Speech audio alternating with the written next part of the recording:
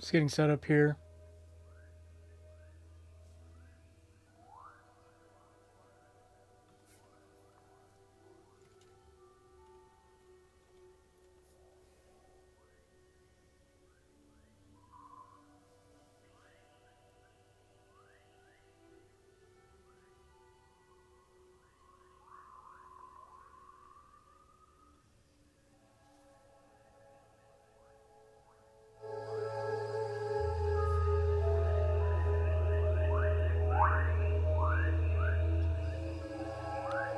I think I got an OBS set up to where you can actually hear the music, but I'm gonna need someone in chat to do a sound test at some point.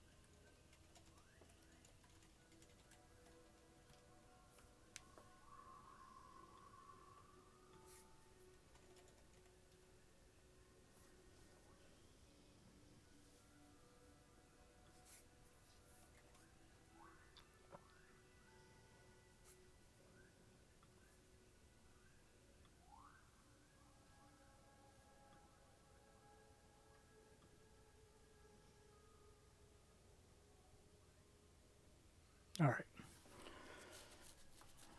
Start with some refactoring, then take it from there.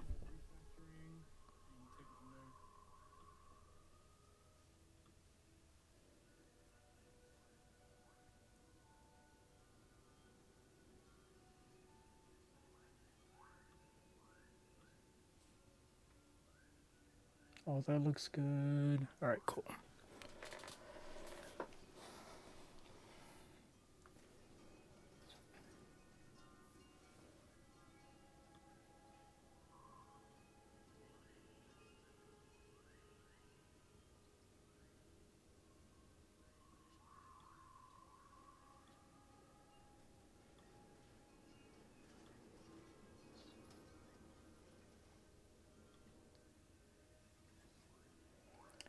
See, it says I have viewers, but I have no idea if people are actually watching. Info. Some active viewers and chatters in the community.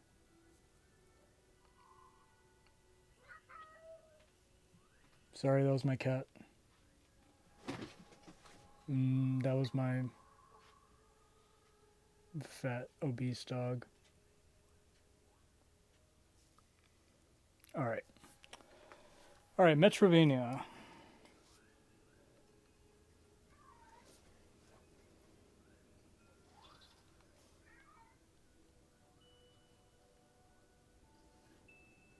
Okay, that looks good.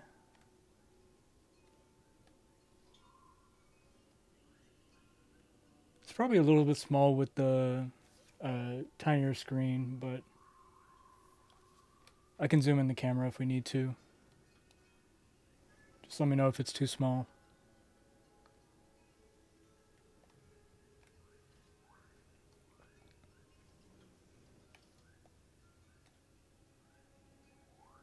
Alright, cool. Alright, we'll start with some refactoring, and then in a cleanup, kind of air quotes warm up, and then from there build some new stuff. Alright, so let's see, main.rb looks good. I've got my current frame rate. Let's go ahead and make that into arcs. Yeah, frame rate's fine. Let's see.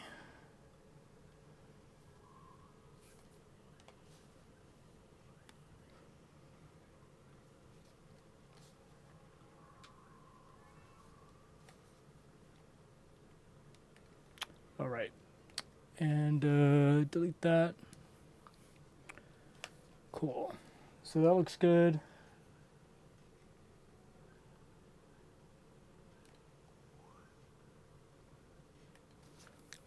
All right, so let's go to game RB.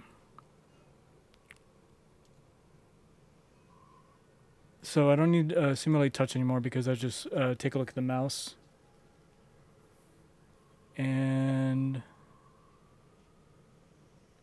yeah, that was layout for debug primitives. Don't need that. All right, default. New game looks good. Touch roll left button. Yeah, that looks like it's used. Okay, that's the locations of the buttons. Yep, so those are the roll left and roll right buttons. Rendering of that is kind of, yeah, it kind of clashes with what I have right now.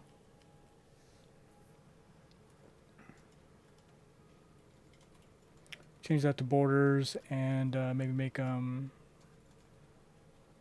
white. Let's see what that looks like.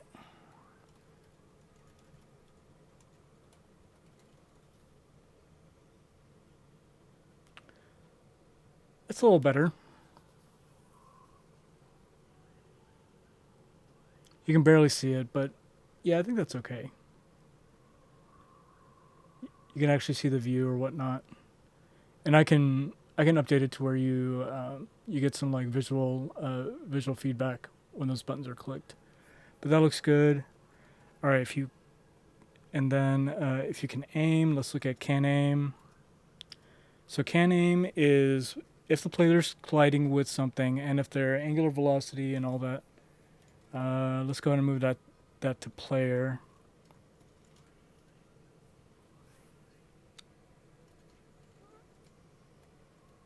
And we'll call it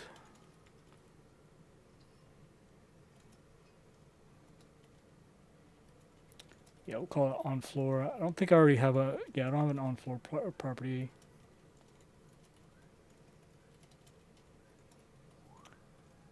We got 2 people in the stream, and one of them is me watching the stream. Always have one person watching, because I'm always in the stream.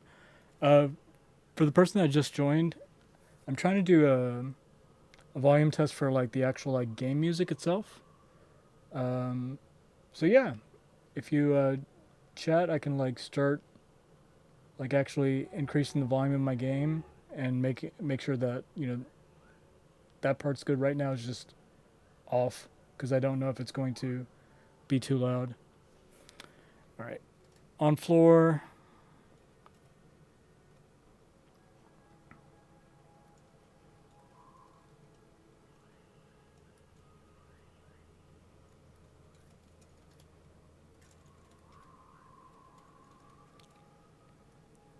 Quadruple and signs.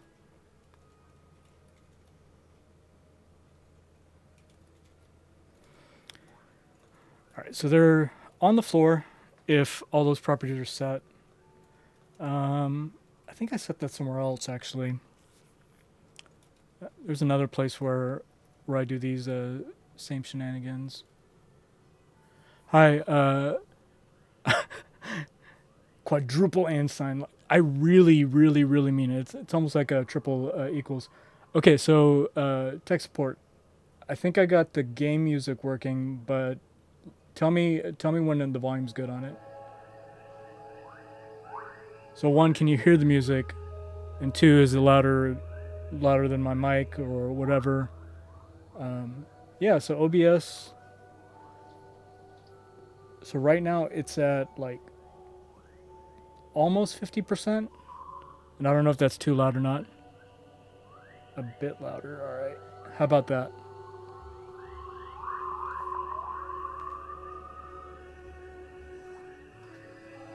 Cool.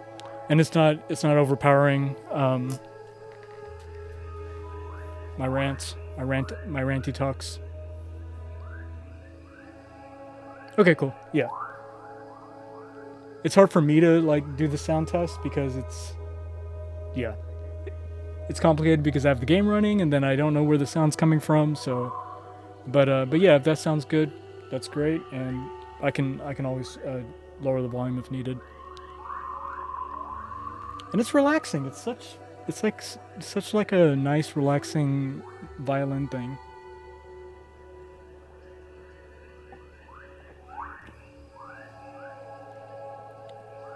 All right, so on floor, I'm starting off with some refactoring. I want to take a stab at like kind of a boss battle slash enemy stuff tonight. So we'll start looking at that. Yeah, so that was changed. I could have sworn there was another place where I was checking for. Was it inside a bomb?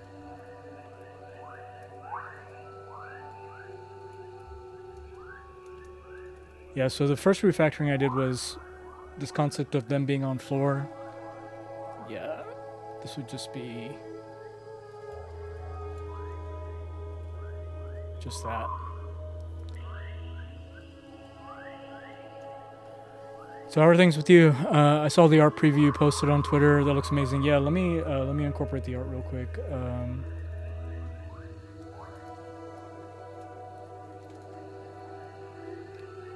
Area 1, yeah, area 1.png.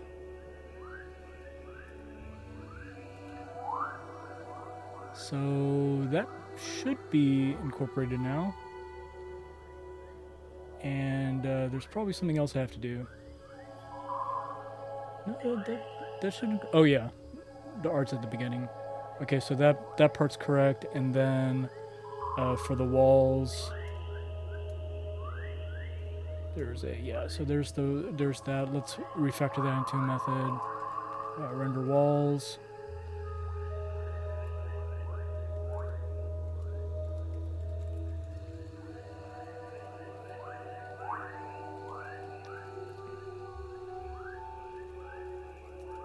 Alright, so I no longer want to render the walls.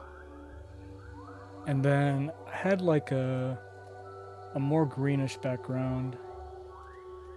Yep, so there's my green background. So yeah, so this was the kind of the look I was going for. Yeah. Ruby really is a pretty language. The problem with the elegance is that there's so many ways to express your code in Ruby that beginners have a tough time seeing Ruby code, because the syntax can be is it's expressive, it's pretty, but it can also be confusing because of how many different ways there are to the spectrum. I won't say different ways. There's this spectrum of ways that exist in Ruby to represent a concept. But yeah, so this is the general idea of the background. Let me zoom in a little bit so you can kind of see some of the detail. I'm still playing around with it. I definitely want like a Metroid Prime kind of vibe. I went down a DHH rabbit hole and watched a bunch of his interviews. Hear him talk about Ruby over and over again does something to my brain. Yeah, he's he often says, yeah, like Ruby like fits like a glove on my hand mentally. And I think the emotional facets of that are nice. And I try to like think a bit more on the objective parts of the language, but it doesn't sell as well as pretty. But yeah, the art style, what's the style called? It's called Amir knows how to sketch with pencil and paper, and is desperately trying to apply that to game development. Yeah, I drew this. Yeah, I do drawing stuff. I've done drawings.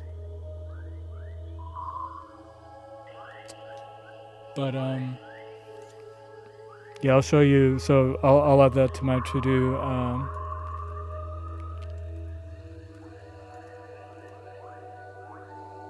Show Samus drawing. I have a time lapse of a sketch that I did of Samus. The color scheme is what's it called? I the name just completely escapes me. Something. I can't believe I forgot the name of the color scheme, but the color scheme really brings it together. The name completely accepted. It's like in public domain. It's I think the default color palette feels coppery, very metallic. Yeah, the cool thing is that this was actually a really nice effect. So the base drawing itself is actually just a white background. So this is like this is what like just the raw drawing looks like right here. But yeah, that and like this is without that like metallic overlay, but adding that specific background just yeah gives it a nice vibe. Making it like red, like you can do some really it's a really interesting effect. But yeah, that's what it looks like with that reddish tint versus the greenish tint that I have now. Actually, I want it to be a little bit more blue. I take that back. I don't know if I want it to be blue.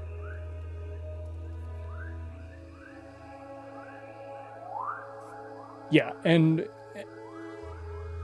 air quotes, playing to my strengths, hiding my weaknesses. I can't do pixel art. I can't do like conventional game development art. So I take the approach of, well, I can sketch and sketch and shade. So I'll play to those strengths. The name of this color palette is like at the tip of my tongue. It's like something grim dark, grim something, but the color scheme really brings it together, and the palette's really nice. Like the actual like the black in the color scheme's got like a purplish like tint to it, but it's really good. No offense to I love it, but I've seen it approach I've never seen it approach the mood this art can be. So yeah, and that's the thing. It's I won't say it's overdone. It is overdone. A lot of people do pixel art, and it takes an immense amount of skill to do really good pixel art.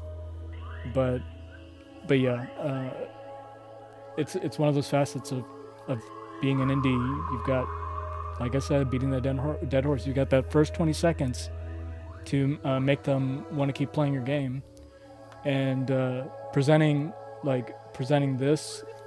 Let me change the player. Maybe move the X in. Maybe another 600 pixels. So yeah, like maybe 800. Let's try 800. So yeah, let's say you start the game and immediately this is what you see instead of pixel art. I'm hoping that captures them in those first few seconds. And I want this to be like an alien, like an ethereal landscape kind of thing. I think I showed you. Did I ever show you like that walking probe thing? But yeah, as far as the player sprite, more cutesy, kind of Wall-E, like think Wall-E. That's kind of what I'm going for. Innocent little probe in this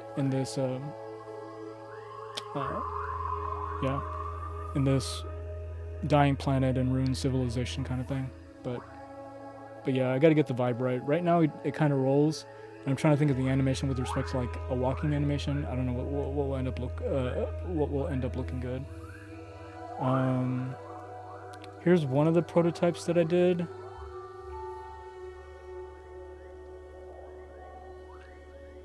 Where did I put that damn prototype? Yeah, here it is. So here's what it looks like. So one big noticeable like eyeball that can be used to convey expression like surprise and stuff like that.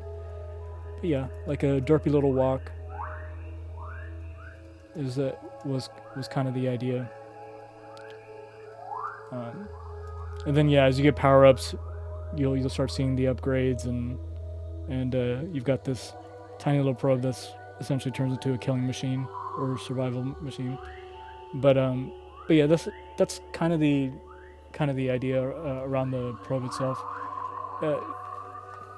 The walk looks actually. I think I still have the walk. It'd be interesting to see what it looks like inside of this actually.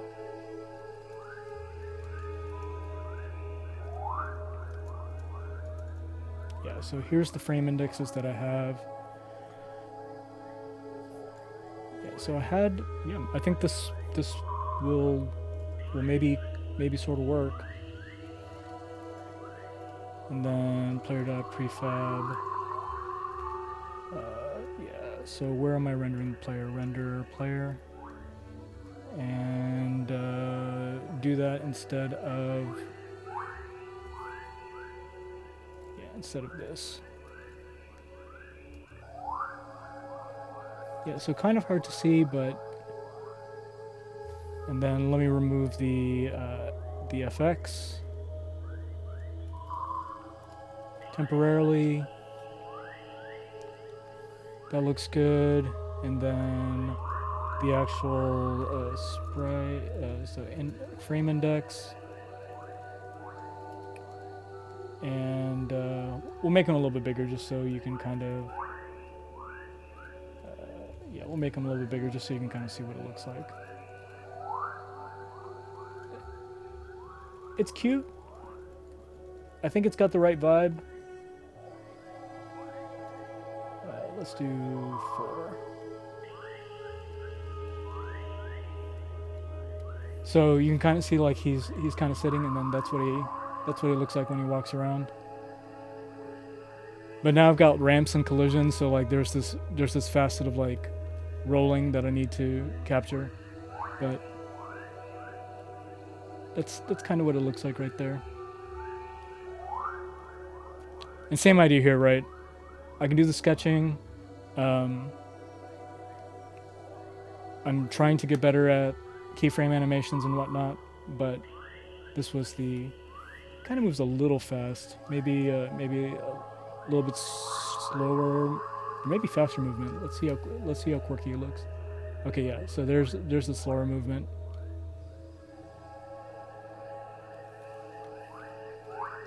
I'll make him derpy fast if I want to. That's actually kind of... Oh my gosh, run away! That is hilariously adorable. But yeah, so... and as I would move up and down following the aim, following the aim, like his little squatting thing, kind of positioning himself to actually get pushed off, and then of course when he's in the air he's got to be like, oh my gosh, I'm gonna die. So that is just hilarious. But yeah, that was the idea that I have for the probe. It's I got to figure out the mechanics, because yeah, like I said, right now you've got a ball that's spinning, so yeah. So these roll mechanics and these balance mechanics, that changes things. But yeah, I've got some ideas. The tricky part with doing all this hand-drawn stuff is that it's all hand-drawn.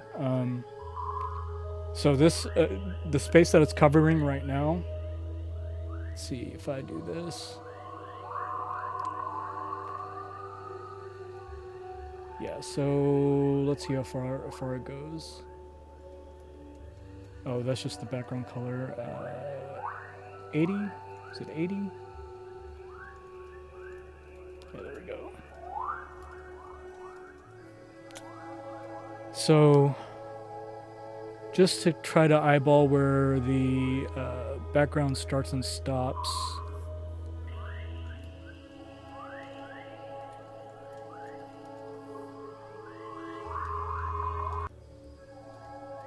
Yeah, so this background right here, just this area, this 5x5 area, that's 6,400 pixels by 3,600 pixels, and that's just a small area. So, it's a lot. It's a lot of assets. Yeah, this is going to be a lot of work to go in and do that, but doing a tile based approach, I didn't get. I'm not getting the whatchamacallit, the variety of of tiles. You know, the variety of terrains. I want this specific area to be like a nice vista, maybe a tableau of like the civilization in its prime, and then as you move along through the level, you kind of see the deterioration in various tableaus. I really liked how what was the game? Returnal did its narrative storytelling through like the statues that like fade in and stuff. But it's a lot. It's a lot of assets, and it worries me. But for right now,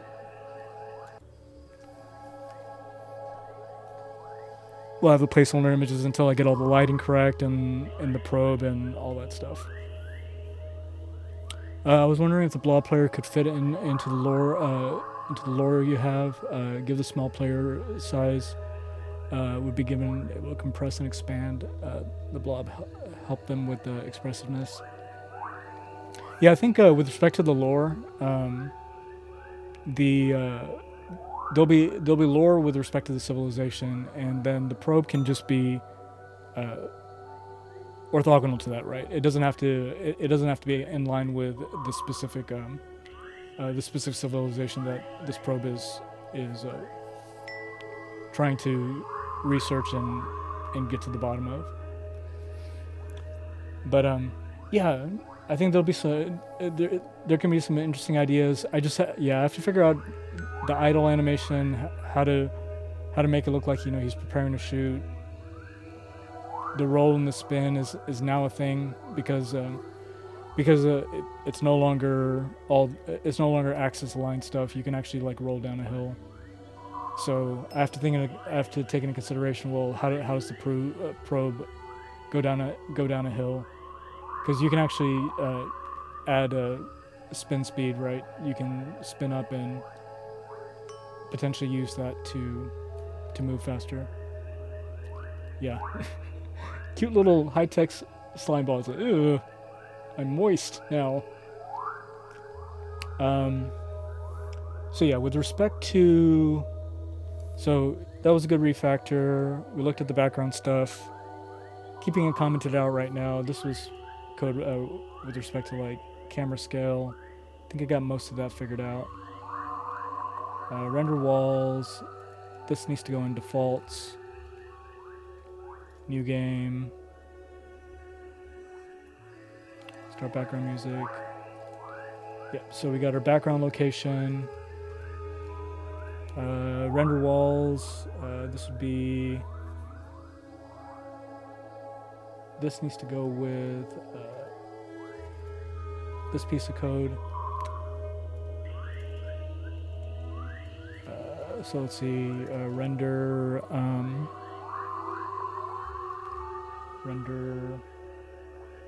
art. That's a great name. That's a great name, Amir. Render art.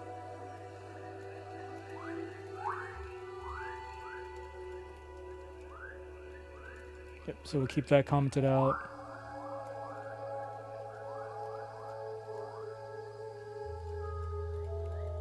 And render art and then render walls. That's good there. I need to set the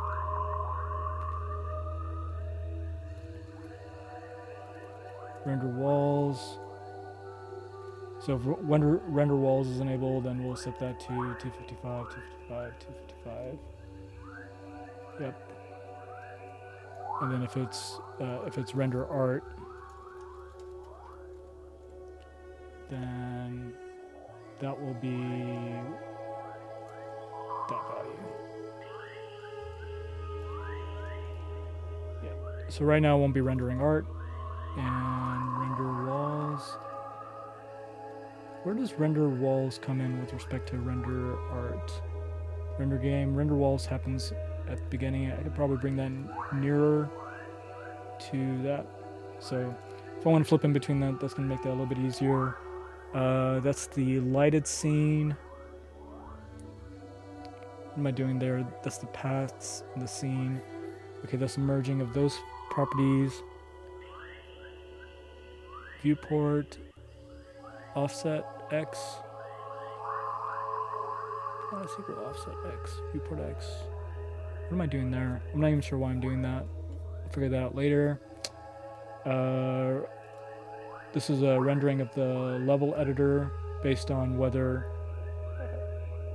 render top level, I guess. Render top level. Great name. It's a horrible name. But what's new with you, tech support? What you been up to?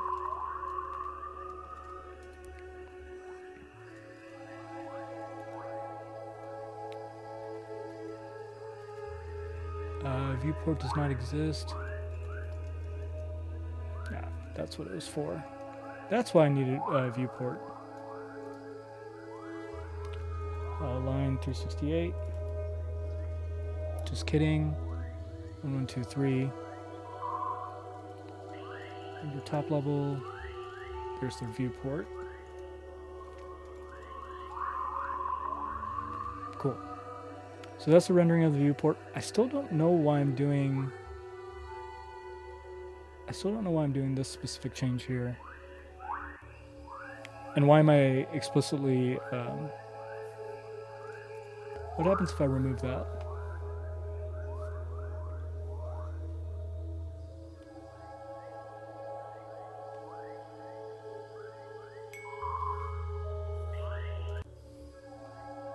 Render walls shouldn't be in front. Shouldn't be in front of the player. Make sure the player is at the beginning. Aim reticle should be in front of walls also. I guess everything should be in front of walls. And then render art. So this is probably the correct order here. Squashing bugs. Launch in 24 hours. That's awesome. That is awesome. Are you doing like a soft launch, or do you have any like marketing or press stuff already prepared? Yeah, you got a paying customer. That's it. You got one person that wants to pay, and it's a good thing.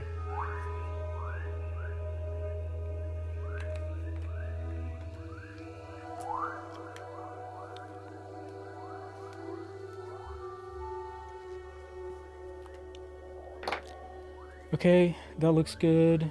The lighted scene, that could probably go into top level also, actually. So that's all top level stuff. I still don't know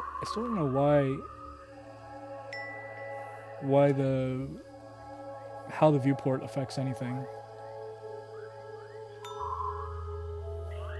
Okay, so if I change it to this,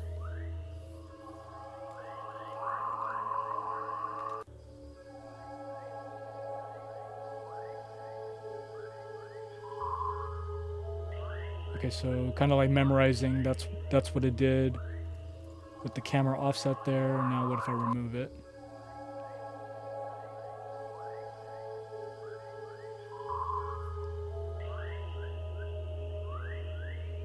Crap. I think that looks the same. But yeah, less about the money and more about getting real feedback. I know you were doing a startup thing. I forgot the actual like domain the startup was part of. Forgive me for that. Yeah, I don't think this offset value does anything. Okay, so I'll try this one more time. I think we got 4 viewers in the channel. Feel free to say hello. Alright, so I'm just kind of like putting my mouse here to say that's where it ended up. Now if I remove the offset, where does the probe end up settling? Does it settle in the same place?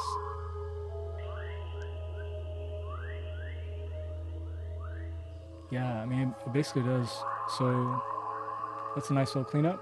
Don't need that. Cool. So a little bit of refactoring, render player, calc storylines. What the hell is calc storylines doing there?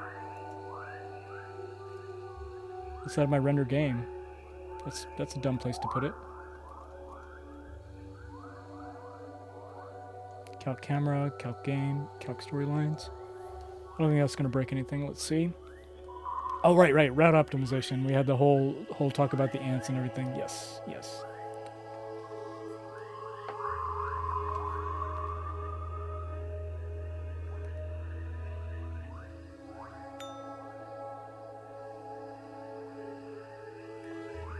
I'm getting better at the gauging the power, which is good. And that's something I need to explore with respect to kind of balancing game mechanics. That worked well. And then let's see if we actually get the correct storyline. So yep, orbital maneuverability. That looks good. So now I'm able to reach this point. Like so.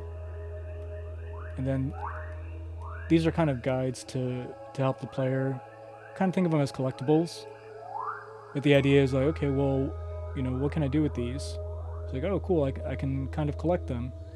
And then you use the orbital maneuverability system to get here. So that looks good. And then here's the first enemy here. So yeah, so this is a good commit because we're now getting into the actual like boss mechanics and stuff. Refactoring, yo. Great commit messages. Those will definitely not bite me in the ass later. What the hell am I doing here?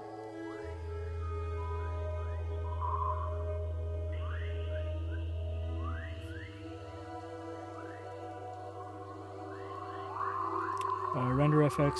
Yeah, the FX should be rendering. Okay, so I'm done with refactoring. Continuous refactoring.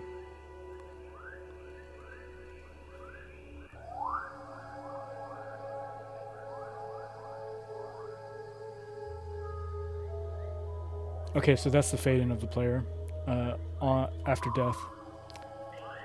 I guess I can put that in calc player. Calc player isn't doing much, but we'll worry about that later. Okay. So yeah, I'm here, and so the question here's the problem. So I've got this orbital maneuverability system now, OMS, and in this first part of the game, I'm hoping there's a bit of satisfaction to like hitting the platform and like getting your aim just right and hitting the platform. Yeah, like that.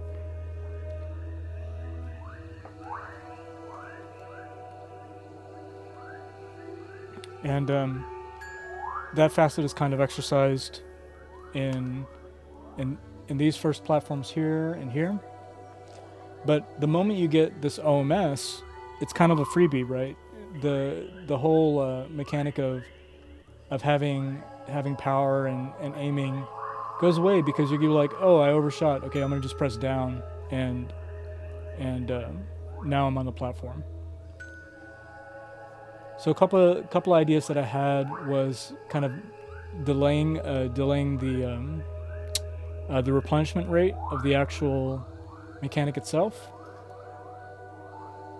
which forces you to, when you're like put into like a time constraint, actually have good aim and not rely on that safety net. But there are situations where, okay, I actually need the OMS to get to this platform, and now I'm waiting 10 damn seconds for this damn thing to refresh. So I started with that, and then I was like, well, okay, maybe the sense of urgency comes with like an enemy coming in, like attempting to throw bombs at you. So I need to get to this platform, but my OMS isn't charged yet, but I need to get out of the way. So that was one way where I was trying to force this idea of you still retain the ability to aim really well, but have that safety net when it's needed. But that timing actually doesn't feel good after I tried it a couple of times, and so there was that facet of it. 600 right now. Yeah, so right now it takes 3 seconds, and yeah, this is where I had the additional aspect of whatchamacallit, of the concept of the player being on the ground. So that's all the OMS stuff, and then replenish. Right. So I had something where if the player was on the floor, it would immediately be charged. And so anytime you hit the ground, your OMS was replenished. So I removed that, and then the timeout is 600, but that didn't feel right. So it's like, okay, yeah, that's what I had originally, was whether the player was on the floor or not, it would immediately replenish. That didn't feel right. I didn't like the delay. I still don't like the delay. And the other thing that I want to explore was, okay, so you get the OMS. You are forced to use the OMS here and here. So you've used it. You used it twice, and then immediately you're presented with this enemy. And right now I have the bombs. Like if they attach to you, when they explode, it kills you. But what I was thinking was, instead of the bombs killing you, they would actually like shoot you in a trajectory. So that's kind of what I want to try now. So I have this concept of an owner, and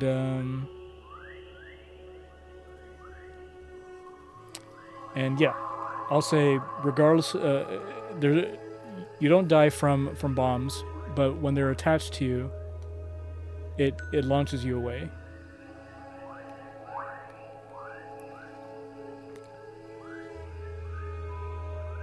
And I can vary up that facet of it.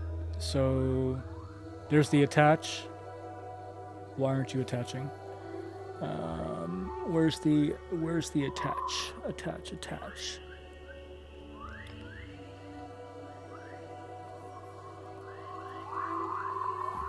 Why aren't you attaching?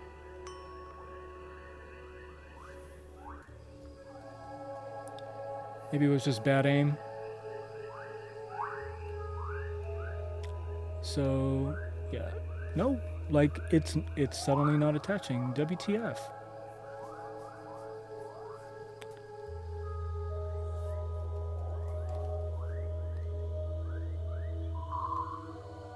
Okay, so that part works.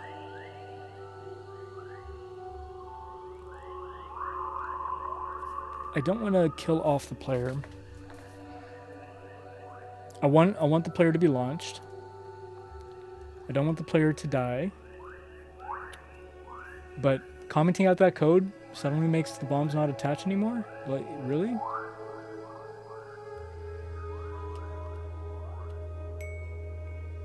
Okay, there it goes. So that's the idea I was going for, was that it doesn't actually kill you, but once a bomb attaches to you, like that, it actually pushes you away. So you can use it to launch yourself up. And it's an introduction of a new mechanic. The question is this introduction too early? Is this like a good point to bring this mechanic in? Let's fix the enemy also. Get some variety in the actual trajectory itself.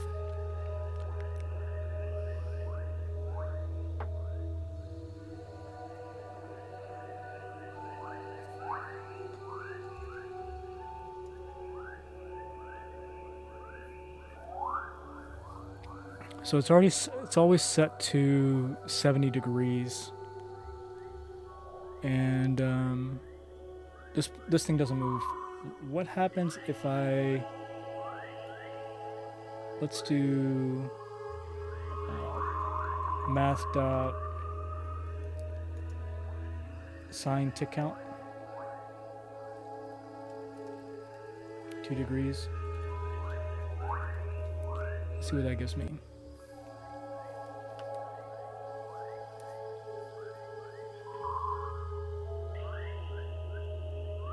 I need a fast travel in my level editor.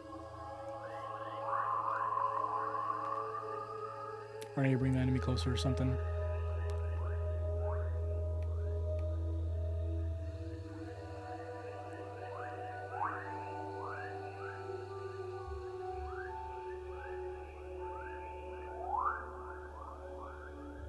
Okay, that's dumb. What do I want this to be? Okay. So, math that sine tick count is going to oscillate between values, I think.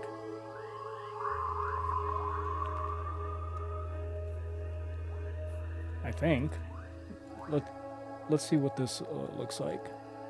So if I do args.outputs.debug,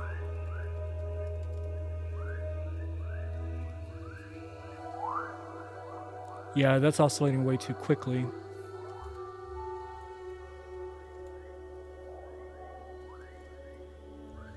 What if I divide it by 100?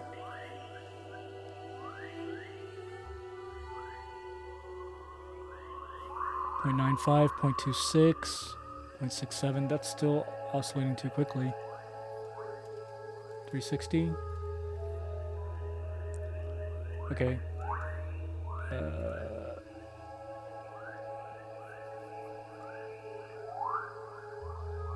The calc of the enemy is not happening often enough. 0.75.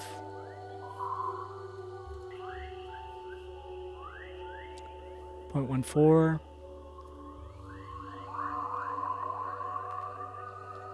0.91. Oh, okay, the enemy has a clock. Let me try using that.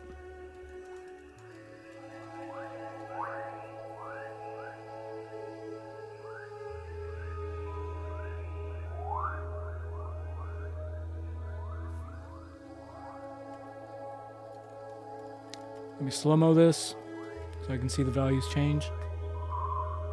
3972938. Yeah, it's still oscillating too quickly. I had this working at one point. Create enemies that throw bombs. Tick count 2 radians divided by 2. Let's try that.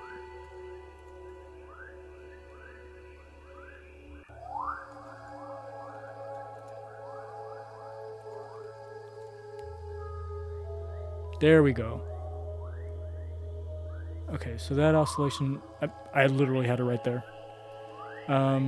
So that oscillation's good. What if I just change, actually, yeah, let's just change the, we'll keep it at 70 degrees, but move the enemy around.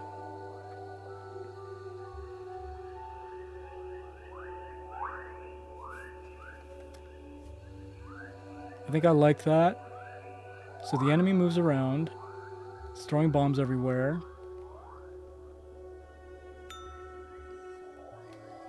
You attach a bomb. Kind of a...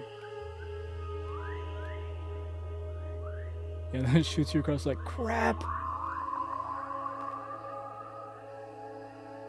That's actually kind of funny. I think I like that aspect of it. So you catch the bomb. Use the launch. I like that a lot, actually.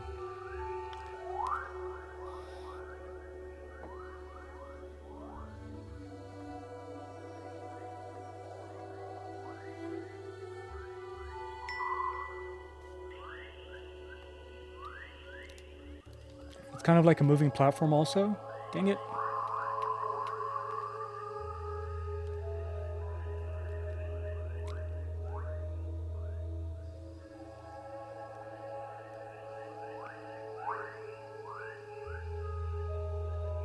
But it doesn't look like... Yeah, I don't have any concept of moving platforms yet, so it just kind of slides off. But yeah, kind of using the enemy as a moving platform is an interesting idea.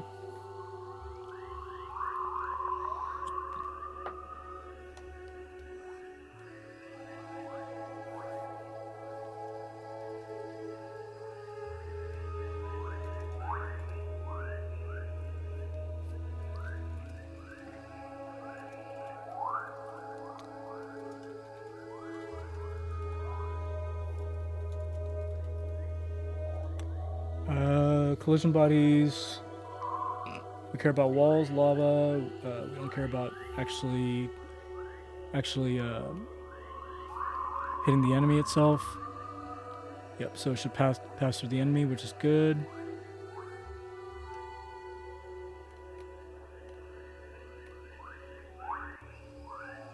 I think I like that. Right. So it's attached to the player. Use it to shoot yourself. Oh crap. Moving in the air is kind of tricky. I think that could work as a mechanic. Let me noodle on that. And see if I can find that Samus picture thing. I know I have it here somewhere.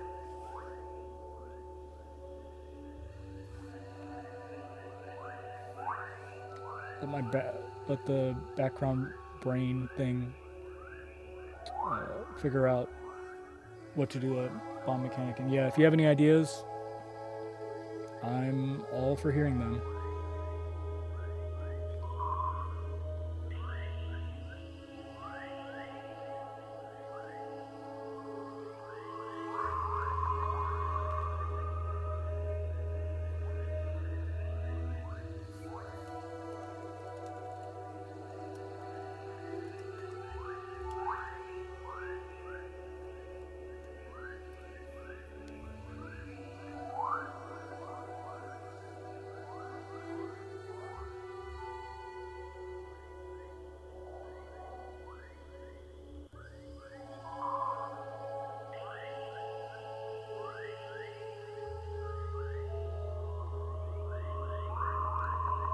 There it is. Found it.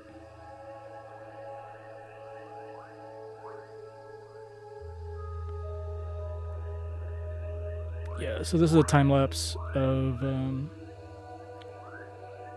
so, same thing here, procreate.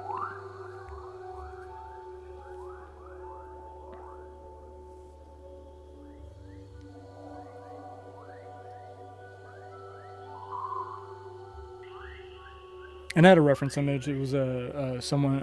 It was off of Pinterest.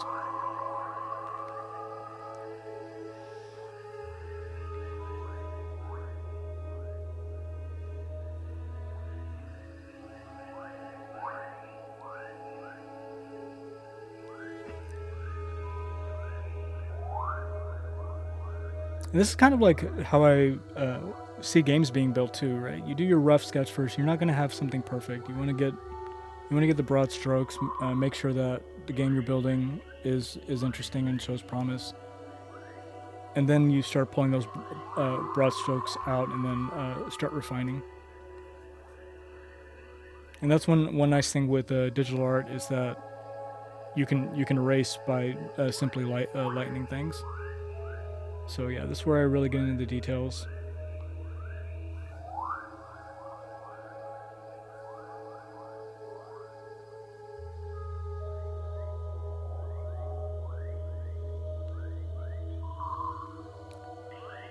Positioning eyes is always painful. You'll see that I end up botching the position of the eye all the way up to this point.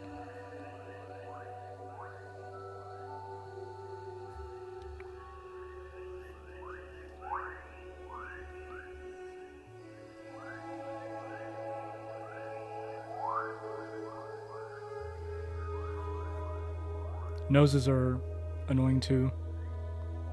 Everything's annoying, actually.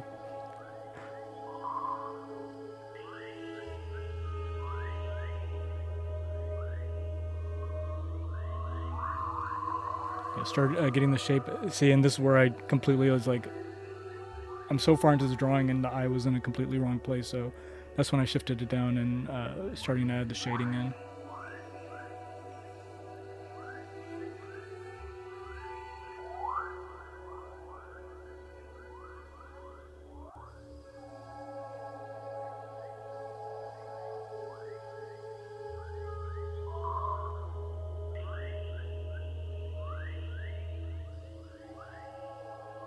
And the iconic aspect of Samus is her armor, right? You wouldn't know that this is Samus without the armor.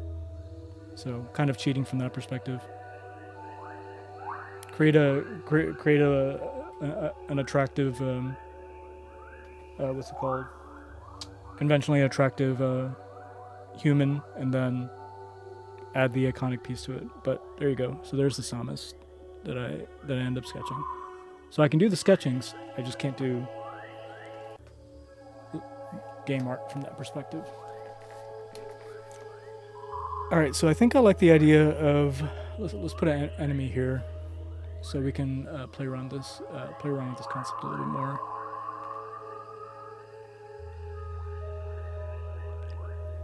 Hey Poto, how's it going?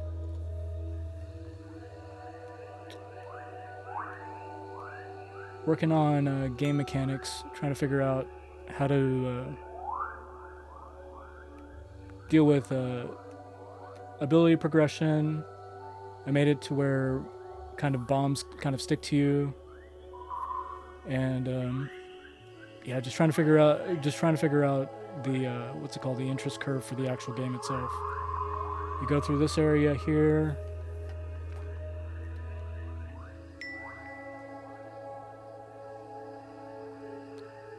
Get a feel for like the actual like launch mechanic and aiming mechanic within these first few platforms.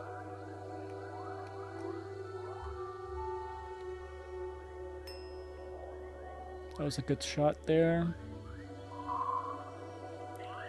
And you make it up to this platform.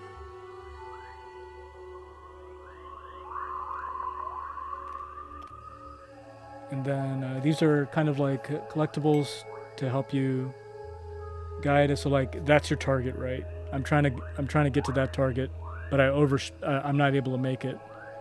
And the idea is that you see the currently very light checkpoint here in the middle, and then this ends up being the upgrade, right? So you get your upgrade. Now you've got the orbital maneuverability system,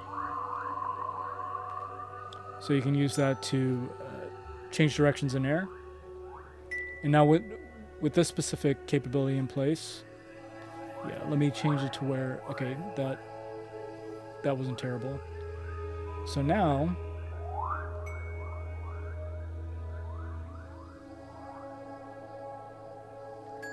you're able to make it to this spot. So you've used your OMS once. There's a further element here. And you make it to this platform, and then this is where you start dealing with the enemies. So the bomb actually attaches to you and like shoots you off. I think I'll put the enemy up here. I'll put the enemy out of sight.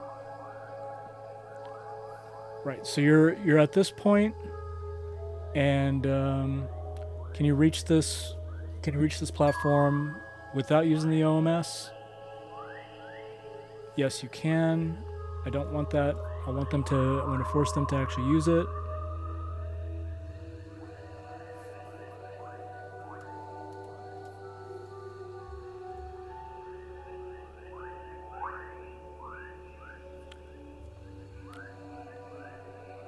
I actually have to use the OMS to get to this area.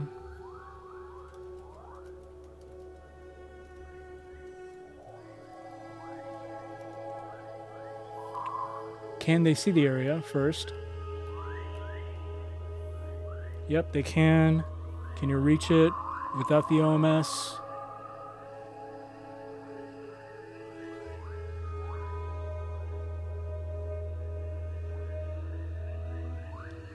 Nope, you can't. Oh wait, maybe. Actually, maybe you can. Let me go all the way to the edge.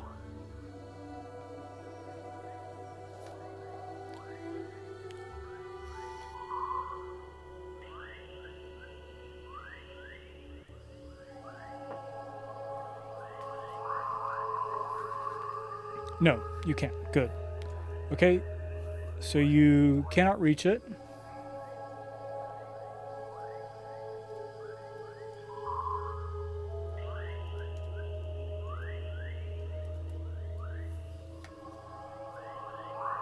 Which is good. So you need the OMS to actually reach it.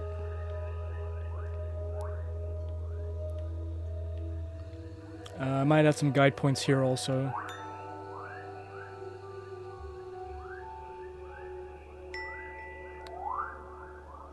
So you hit that you hit that ramp, which is good. Force you to use the roll mechanic, and then here I do what? I like the idea of having an enemy here. So let's create a nice flat area. Yep, and I don't think you can reach that from anywhere. Let's create an enemy.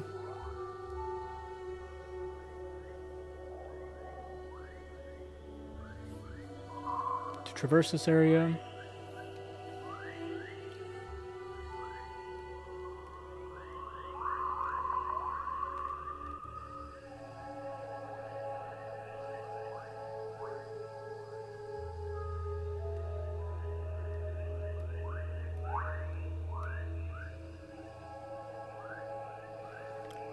So they're throwing bombs. One of the bombs gets attached to you, and then you use that to aim.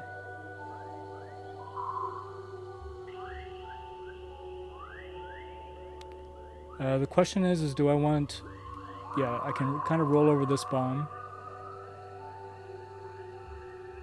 and use that to launch myself up. Wow, that's one hell of a launch.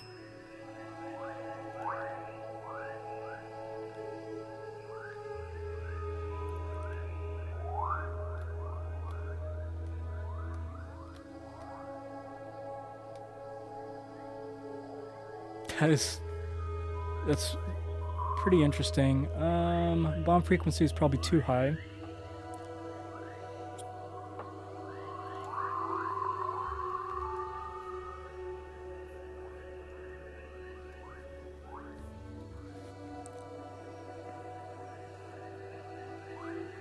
And they're probably a bit too powerful. Poto, what's new with you? I saw the updates for like the what's it called, line of sight stuff that you did, which is pretty cool.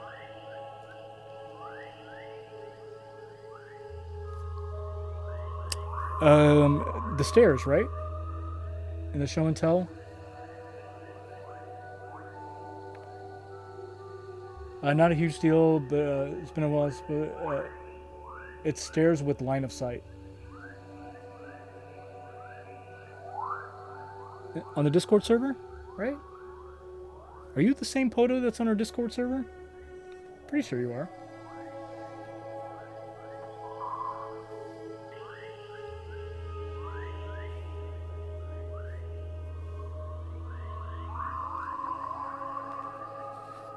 Yeah, instead of using two separate scene zones, the house stories I've put in the same scene.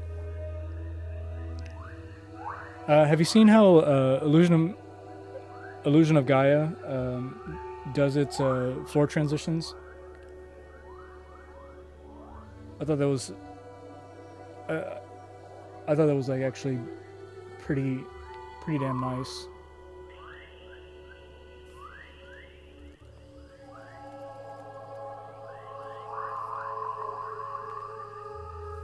Yeah, let me Illusion of Gaia, long play.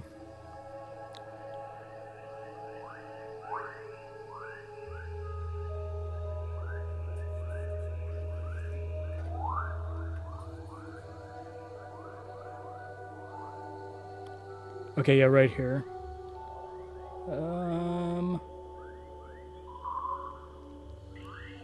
Okay. Such a wonderful game. Such a great game.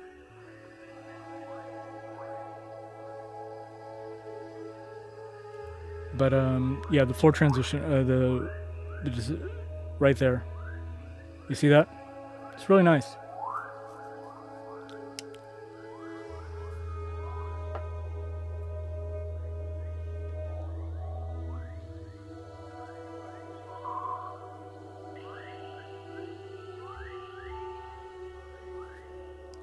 Yeah. Kind of cool to see it in slow-mo.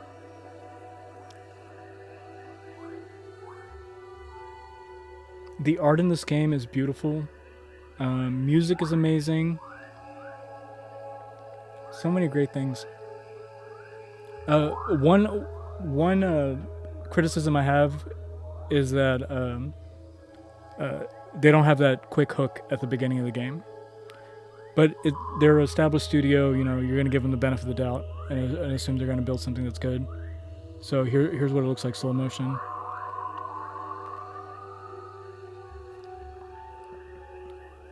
So, pretty nice effect.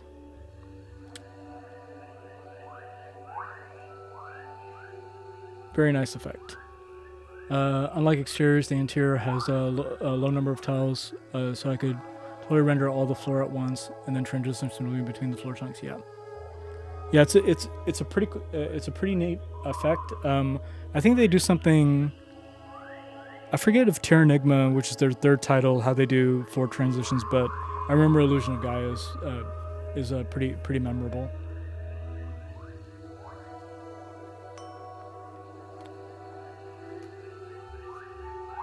Yeah, that.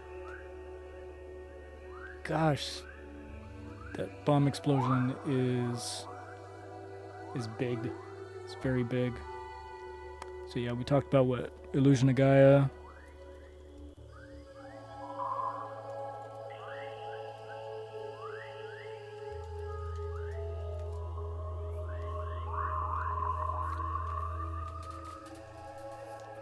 And so DYDX.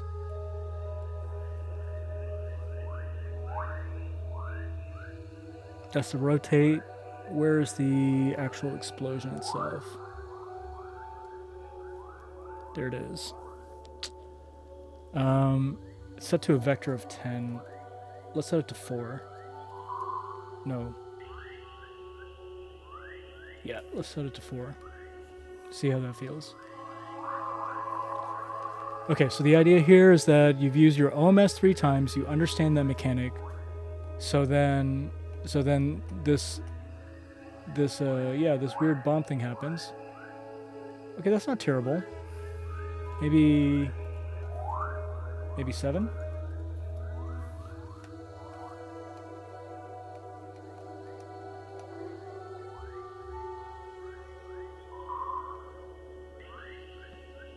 Yeah, I gotta fix the collision of the enemy. I might make it to where the actual enemy is not something you collide with.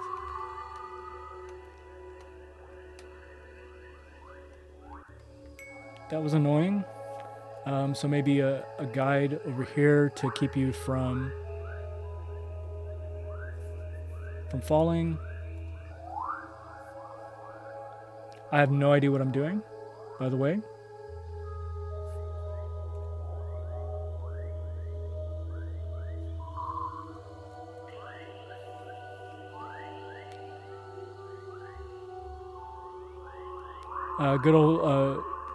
Good old vector. All my vector codes are copy and paste of simple edits of the code you gave me. I gave you code of vector stuff. That's awesome. Sample apps. Sample apps are the best.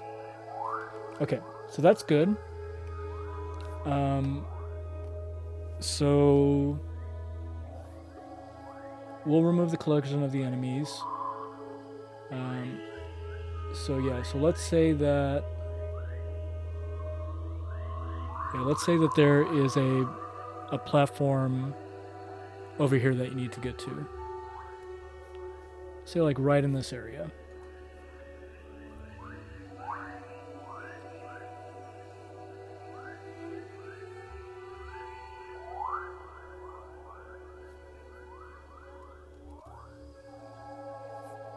Say right there. Is that... Can you see it? Yeah, you can. Yeah, bullets, no lag, and they actually collide. They actually collide with stuff. So it's processing collision for every single one of these. And these aren't bullets. These are like actual like trajectories. So I can kind of get a feel for like whether platforms are reachable or not. So this platform you can get on right there. So yeah, if you get the trajectory just right, it's like cool. You can reach the platform. So the question is I want to force them to use. Speaking of lots of stuff on the screen, do you know classic game Liero? Do you think when I don't know about Liero. I know there's a game called like what was it called? Like every pixel is simulated. Oh yeah, Noita. That's exactly it. Noita is no. That game. There's some serious optimization and specialization that they did there. They didn't use an off the shelf thing to make that. Yeah, and we actually had a college student that ended up using C extensions to do that kind of simulation. I think I have a clone in my GitHub repo. Let me show it to you real quick.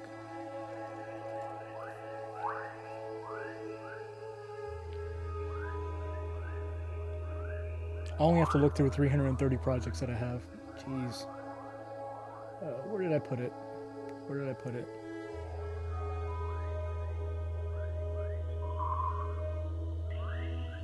I'm gonna find this.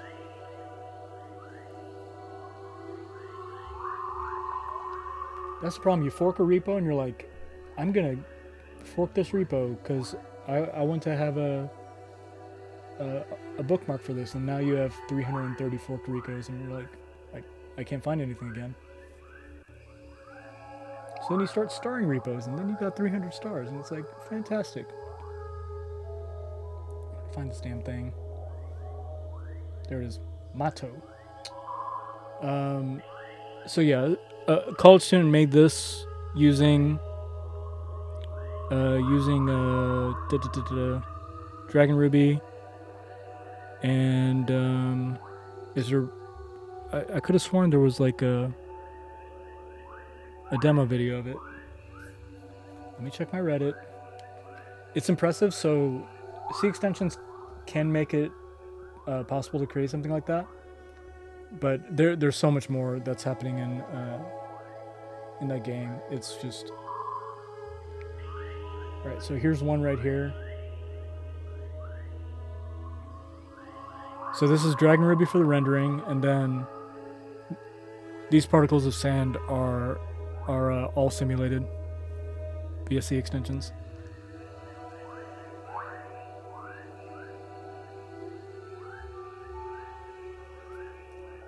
And this was with a version of DragonRuby that's posted 1 year ago. I think this is even older, but there's your sand simulation.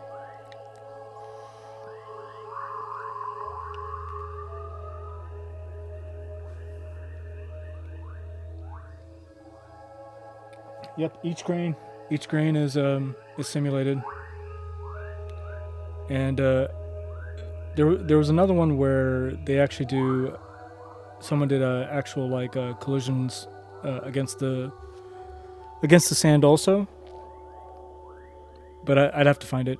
It's possible, but at that point you're writing your entire game in C, right? You're using DragonRuby for like the rendering and stuff, and to handle your aspect ratios, and which is not a huge loss, but you're writing the entire damn thing in C. So you're rolling your own stuff if you want to make a game like Noida.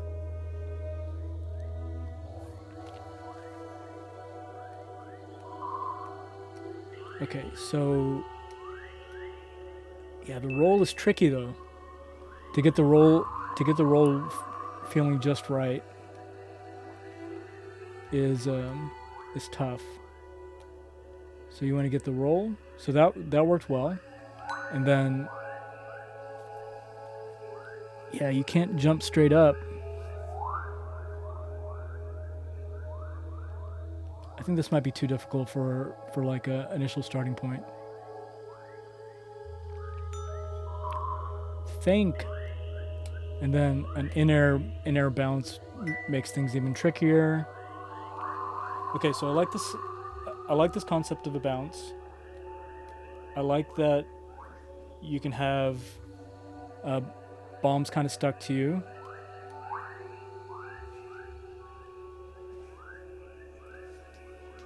I want to learn how to code in C one day. I know how to C#, but C seems a wholly different dimension. Best resource I can give you is text. This is how I started.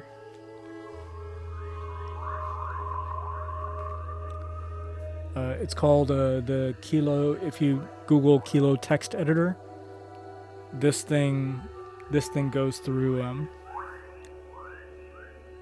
step by step. And it does an extremely good job of like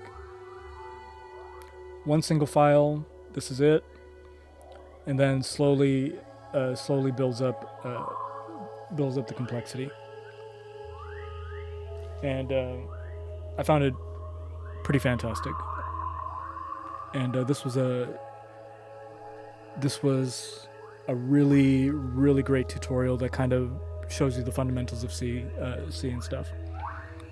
And that's kind of how I got acclimated to C. And then from there, you just kind of learn as you go. It's a really simple language. C really is there's not a lot of syntax constructs or anything, and it's just a matter of understanding how to use the standard lib and things like that.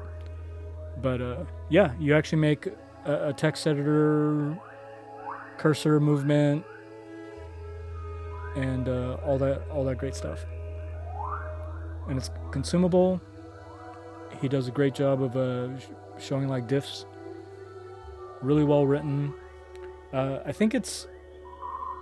I'm not sure if it's Linux only. That's the only other thing, is that I don't know if it's. I don't know if you're required to have a Linux machine or like a Linux environment based on the standard libs that are required. No, it says in Windows also. Wait, in Windows you'll need some kind of Linux environment within Windows. So there's a Windows Linux subsystem. Yeah. Windows Linux subsystem, which will get you that Linux environment on your Windows machine, and that should work.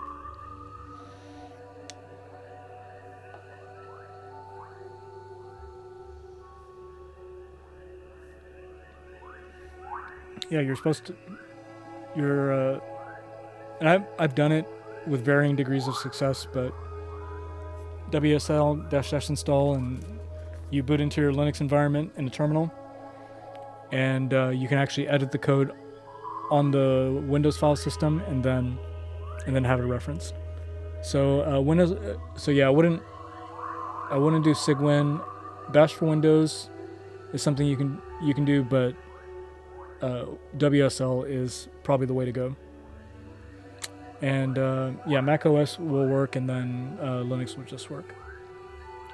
But yeah, the combination of those things, you're in pretty good shape to do C development, and it's really rewarding. I think, especially with the current like C11 standard is what we use in DragonRuby. The facilities that they put in there are really nice, and it feels good. It feels good. You miss a lot of the Ruby syntax though, Ruby capabilities, but it does feel good. Okay. I have been, yeah, this is the second string where I've been struggling with respect to progression of the story, or progression of the mechanic. See, now I'm shot to hell here. Maybe, yeah, this thing throws out too many bombs. That's one thing. I want to be able to catch one. It's moving, which makes it a bit more complicated. Okay, so let's make the enemy still. No movement from the enemy. The bomb shot rate, we'll set that to like every 10 seconds.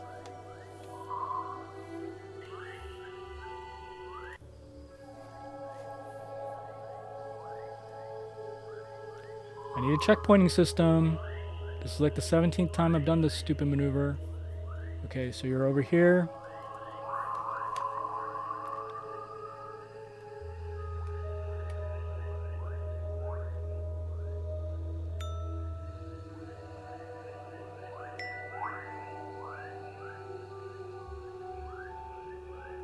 And this, yeah, the bomb will always go at 70 degrees, so we'll always land there.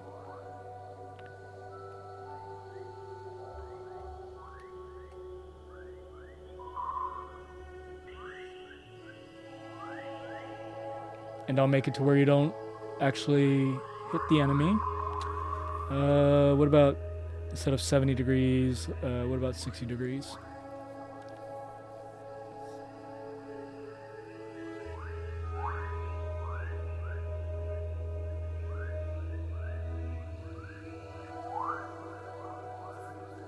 Okay, 80 degrees.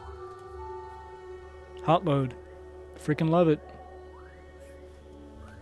Okay, 80 degrees feels good. And this won't be an air quotes enemy. It might be some kind of biological plant thing that's spitting out these little things. Okay. Still kind of difficult to roll around.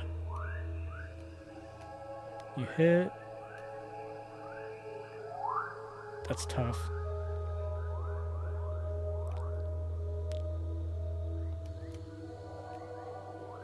See, so that was good. So you kind of wait for it to hit the ground. And the question is like, yeah, how do you actually get on this platform? The trajectory's tricky too to aim it perfectly. I gotta think about this. Can't enjoy the beauty of hot load as much since all my variables are global. I would. So you should be able to. Like, what's the issue with respect to the global variables?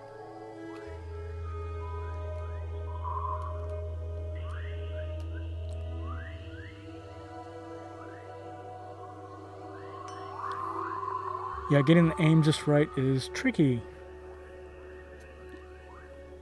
Tricky. So you want it? Do you want it to land on the ground? Okay, so it's landed on the ground, and then you kind of like sit on it. You get shot up here. That's a difficult maneuver. That took me a couple times. GTK reset doesn't reset globals, and constant. Of course it does. Of course it can. The question is, did I could. I'm almost entirely 100% sure that I put it in here. So let's look at reset. Yeah. So yeah, you can call reset and then resetting IVARs. So GTK reset does not reset global variables or instance variables of classes you have constructed. If you want to also reset global variables, define a reset method. So you define a reset method, and when GTK reset is called, it will call your reset method. So in here you can set your global to null.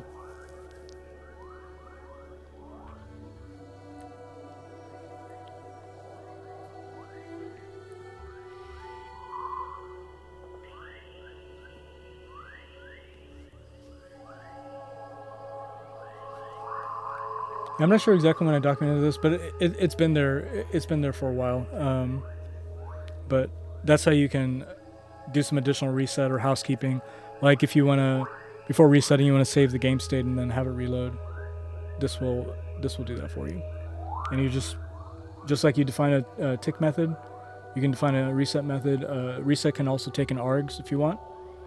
So you can pull out things in args before the reset occurs. But there you have it. Okay.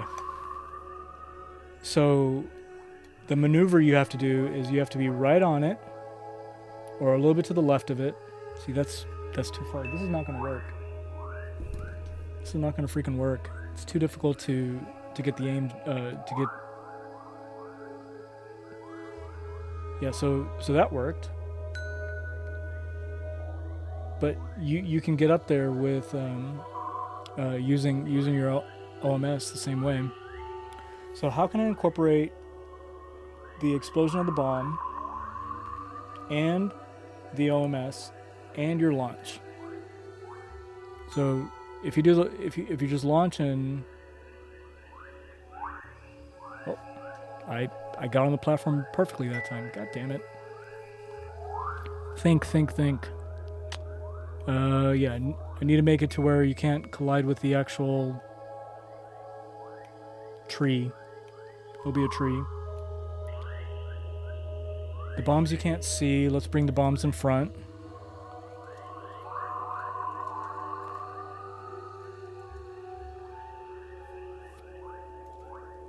Bring the bombs in front of the player. Yay, hot load again. Okay. So now you can see the location of the bomb and get a feel for where you are with respect to it. It's still really small, but not terrible. That's much easier to pinpoint. Yeah, so I'm going to go up and to the left a little bit. So that's not bad. I could probably put an indicator that kind of gives you your launch angle for the bomb. And timer indications. Okay, so it's easier to position yourself with the bomb. I can put indicators. The question is, what do I do with it? What the hell do I do with this damn mechanic?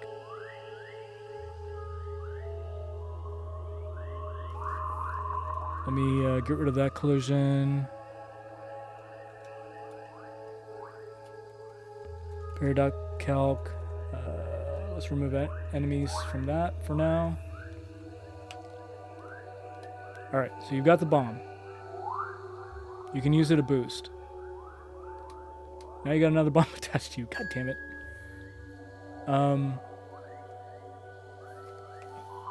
But if you have any ideas, I'm all ears. So you can do this, and you can use that to get on the platform. So that's not helpful. A maneuver where you shoot up. Let's try this again.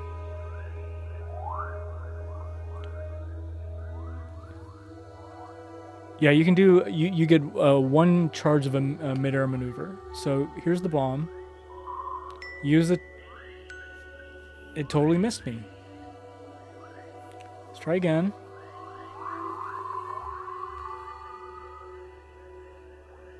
I'm charging.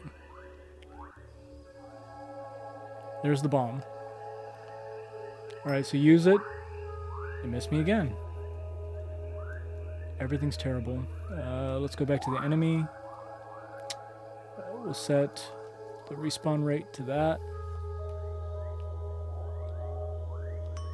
You shoot up, so you can attach the bomb to you and roll, and then do another like mid-air maneuver. But for like an introductory mechanic, it's just too complicated.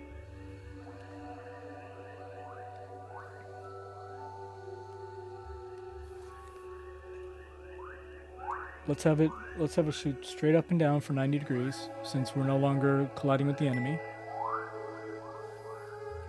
I literally said, since we're no longer colliding with the enemy, why are we still colliding?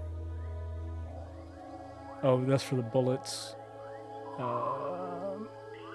We want the level, bombs. That's portals. Yeah, bullets, walls, and lava. There should no longer be enemy collision here. Why am I still colliding with the enemy?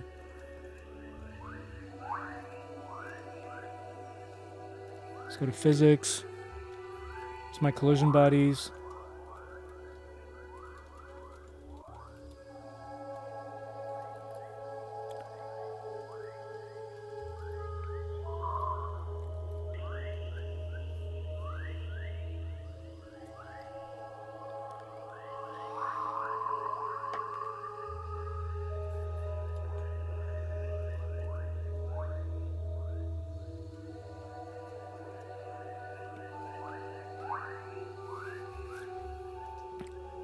Do I have a rogue wall here?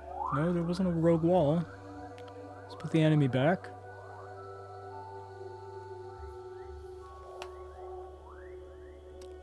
Oh, by the way, do you remember the aggressive GC before? It never crashed GR since then. I think you wanted to hear that.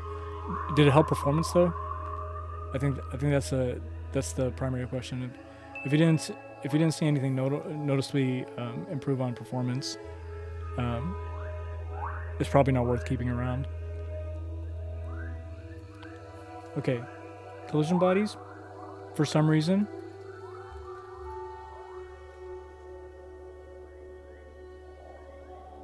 these collision bodies are passed in. It's using player.calc.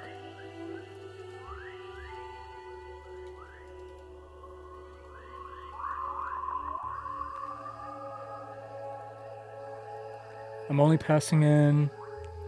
Oh, that's for the tracer bullets. I'm an idiot. Yep, so there it is right there. Okay, cool. That's probably a point of refactoring that I should consolidate. Okay, so you're not colliding with the enemy anymore. The bullets have a predictable trajectory straight up and down. You let the bullet land.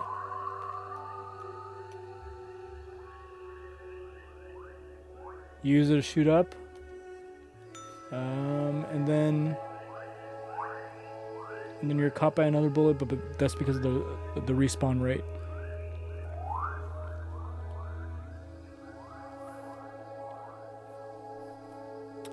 Let's shoot my own bullet real quick. I have my own bombs too, of course. That's going to be a mechanic that I show later.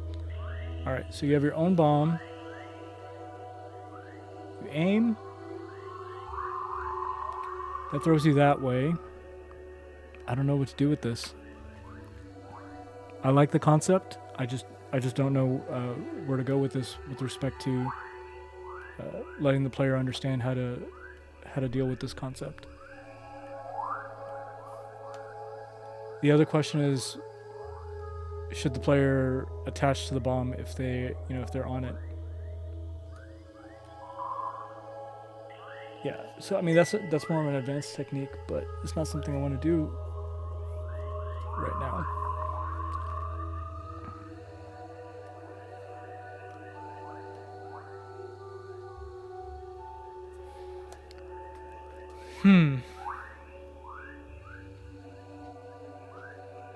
Here, I just noticed that while you can GTK console clear the console, but you cannot use the use this inside the source code.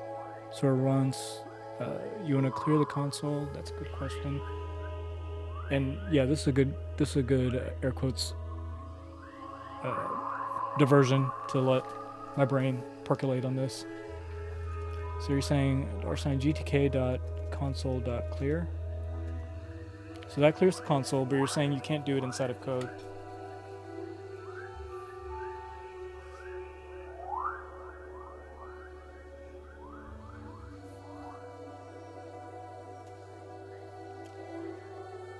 So what happens?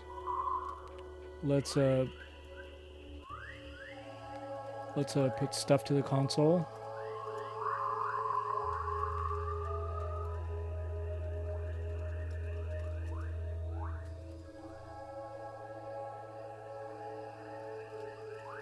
Alright, you have stuff in the console,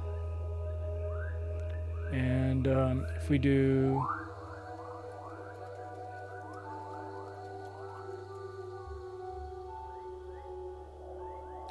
so that cleared the console.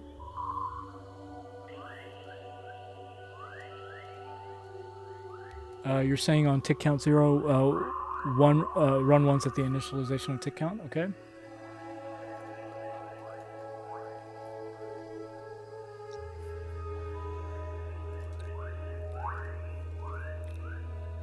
So I'll say if args.inputs.keyboard.keydown dot colon.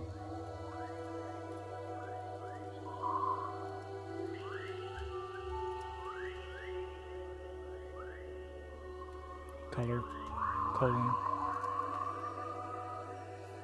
Alright, so we have our console. It's got stuff in it. And if I press colon, it should clear. Yeah, it looks like it cleared the console.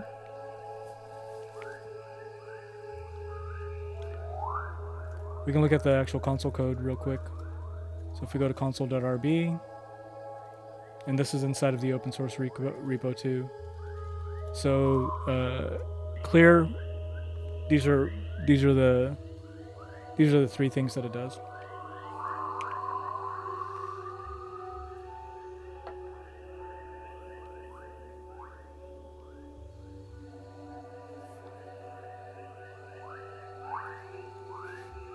Yeah, but it seems like it works, which is great. I shouldn't be surprised that it worked.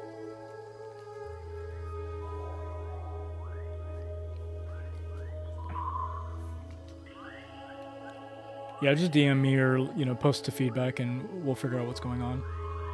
Okay, bombs. Mid-air move. You can use bombs to ricochet yourself. I can give you bombs.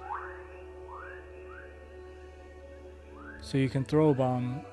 But yeah, that opens up so many crazy things.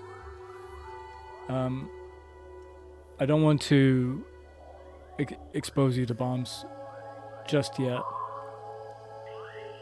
Or the ability to create bombs.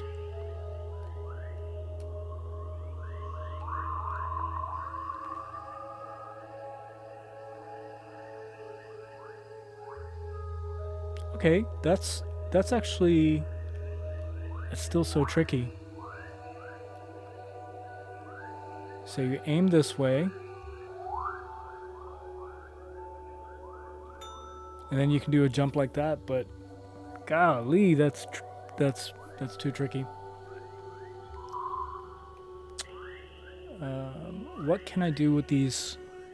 What can I do with this bomb trajectory? You can catch it in midair.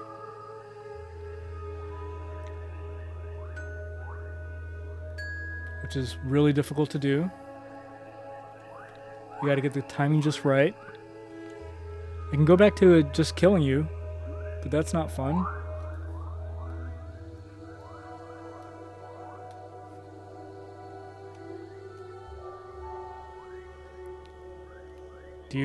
Should you be able to pick up a bomb if you're rolling into it? I don't know.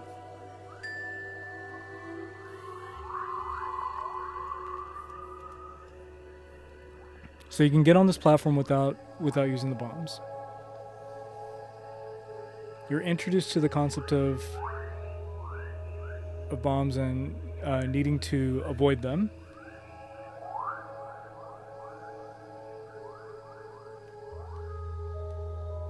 Right, so you're stuck. It's like, oh crap, there's a bomb. And you're like, okay.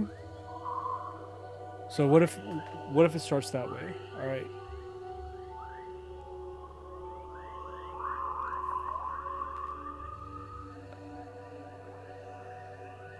Console should be ready at tick 0. We can try that. So if args dot state dot tick count equals 0, gtk dot console dot clear, and then I have a gtk reset at the end of this file, right? So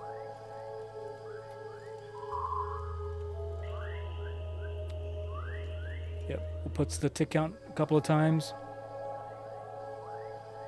There's your tick count. And what we should see is it clear. Yep, it's cleared. Works on my machine.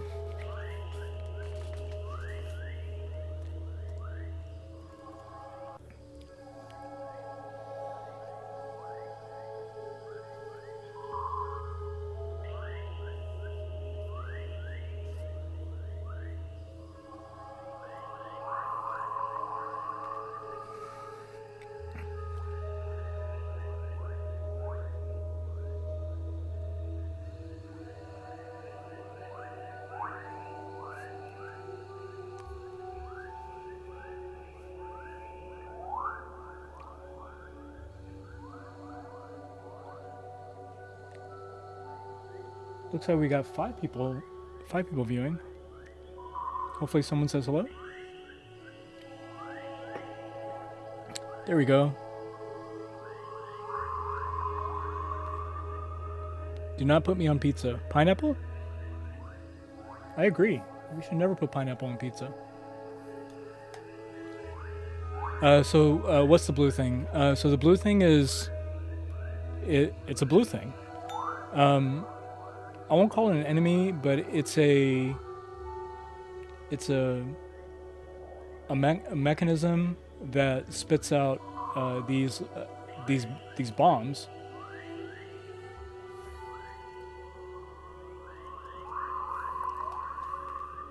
Pineapple, right? We have there are 2 pizza related visitors, regulars that come to the stream. So yeah, so this plant, this biological thing, you can't kill it. The other person, I think it's pineapple pizza or something. They actually like pineapples on their pizza.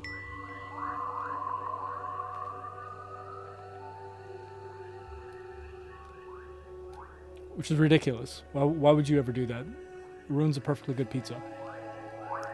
But yeah, so this blue thing spits out these explosive things, and they can latch onto you, and they shoot you in different various ways.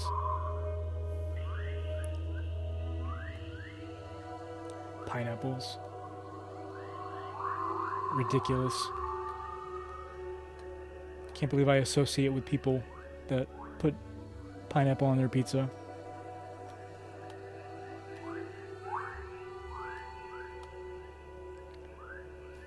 So yeah, that's what the blue thing does. The blue thing spits out blue things that explode and make you launch in funny, ridiculous ways.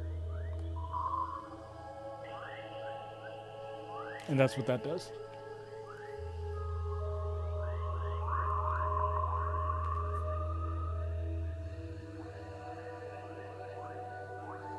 So I'm trying to make this interesting, yes. Please help me make this interesting. I want to introduce the concept of almost in the lava. So I want to introduce the concept of bombs and explosion, but with like a specific goal in mind. And then the other facet is like maybe there doesn't have to be a goal. Maybe it's just a matter of avoiding being shot off the platform. I mean, this specific platform, and trying to make it onto this higher platform over here. So that's not a terrible idea. Because yeah, you can get pushed off into the lava. So let's try that.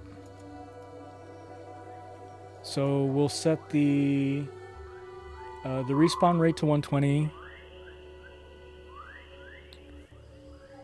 Do you have keys? Do you have keys to pick up? Having like keys or cards or unlockable areas is something that I eventually want to add.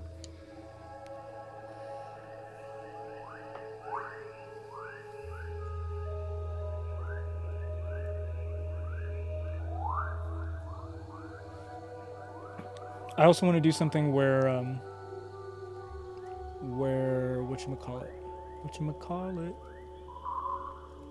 where you have destructible terrain. So using that as a facet to force you to. All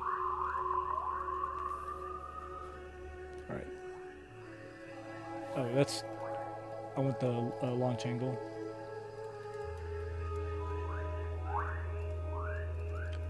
So we vary up the launch angle just to like screw up your aim. Did I do it again? Yes. I want to change this property. Okay.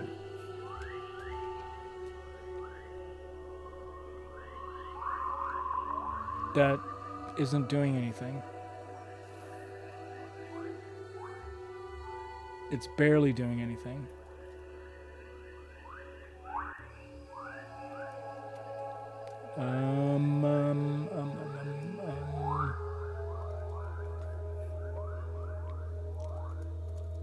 Yeah, let's increase it to a ridiculous amount.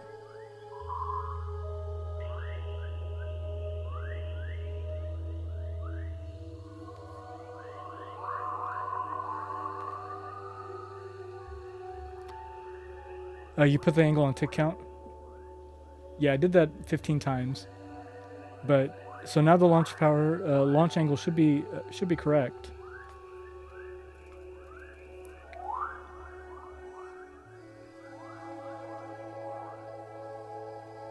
So yeah, so it's going from -1 to 1, which is 2 degrees. Derp.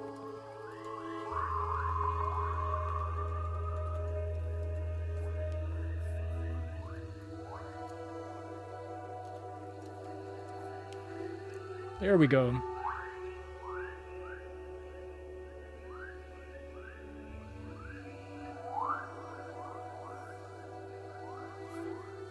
So there's your ridiculous launch angles.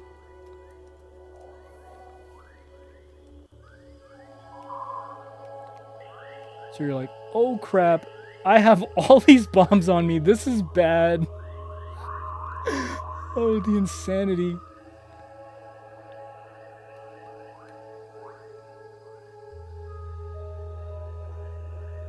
Yeah, that is hilarious.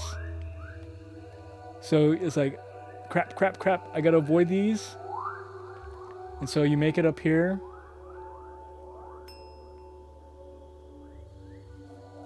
Let me get my upgrade. Forgot to get my OMS upgrade. And it looks pretty too. I think that's worth noting. Orbital maneuverability system, obviously. So the OMS lets you change direction midair. Oh gosh, this is bad.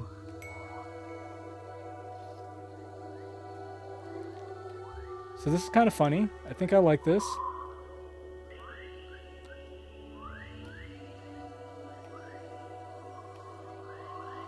Yeah, so you're trying to make it up to that platform. So you try to move away, and then you're like, okay, I moved away. Crap, I didn't make it.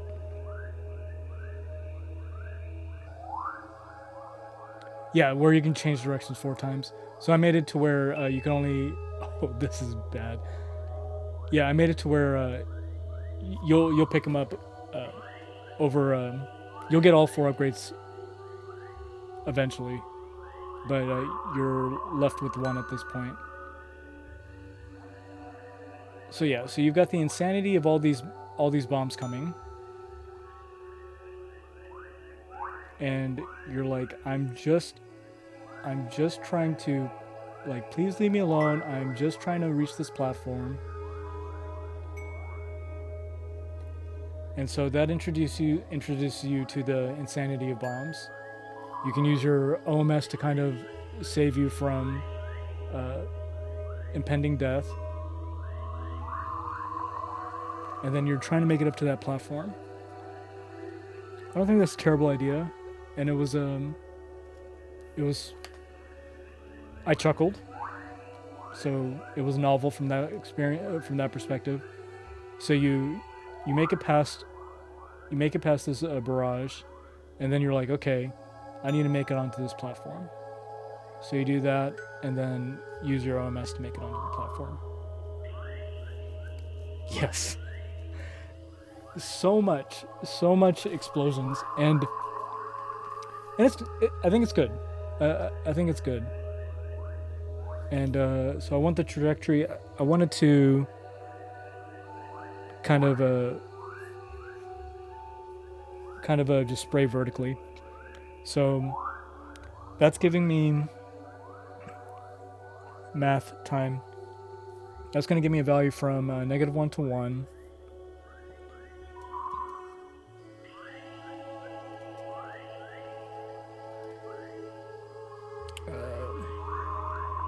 Foobar. I don't know what to call this yet. So we have our foobar, and what I want to say is it's going to be 90 plus a variance of maybe like 30 degrees times foobar.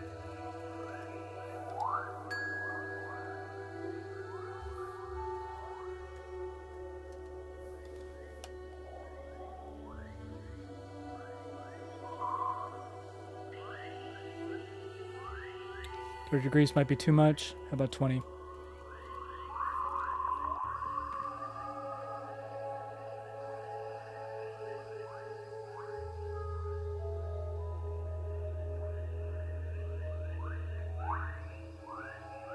Maybe 10?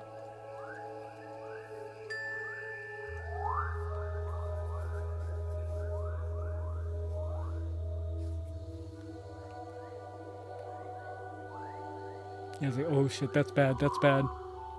That actually,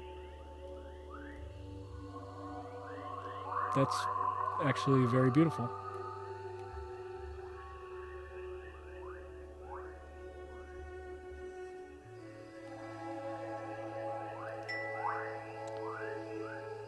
So those bombs are there. Yeah, it fills the platform perfectly. Alright, yeah, so you're like, okay, I've got the platform, but I need to get up here. And it's like you miss. Right, so you land here. I like it. It introduces the bomb aspect. You're like, oh, what the hell is this stuff? And you're like, I have bombs on me. This is ridiculous. Yeah, and I love the yeet, right? So you get completely yeeted off of the entire map. So that's fun, and I can add like an out of map boundary for killing the player. So the yeeting's hilarious. It's pretty.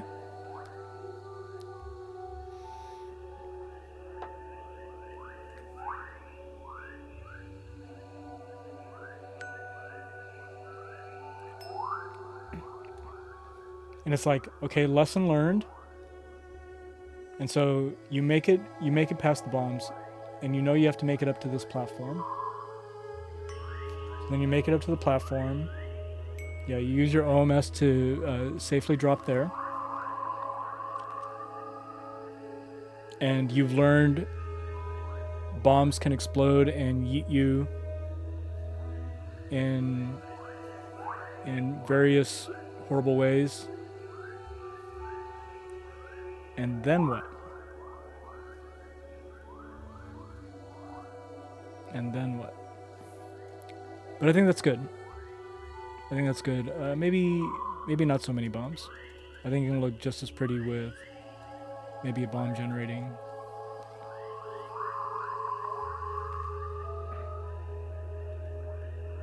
Yep. So you're like, I definitely should avoid this. So you avoid it. Like that looks dangerous. You have to make it up to that platform. You can't make it. So you drop down on this side.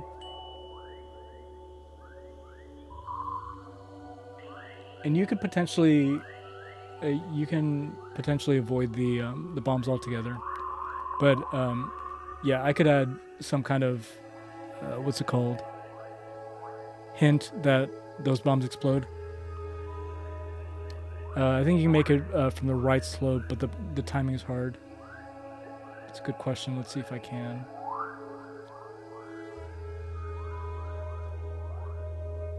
Well, I mean, I can just test the trajectory.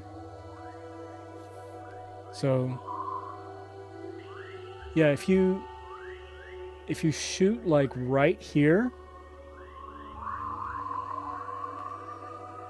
and then at the apex, like hit it to the right, you can do that.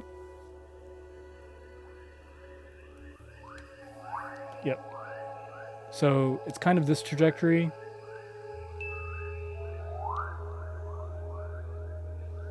And you do that, and then dodge right. So you can make it.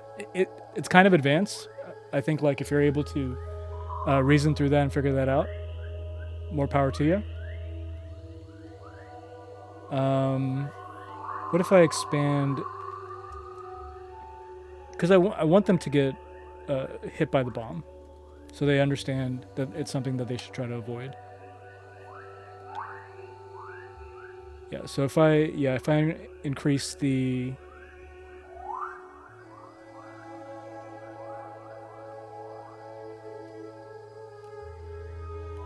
that's good, I think, right there.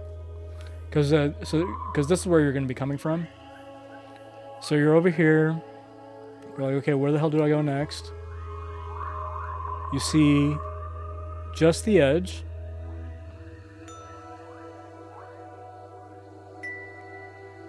You make it onto the platform, and you're like, crap, what is this?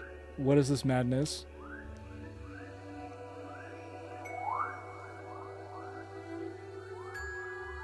And that fills enough of the platform to where you can't time it from that edge, but again, more power to you if you figure it out.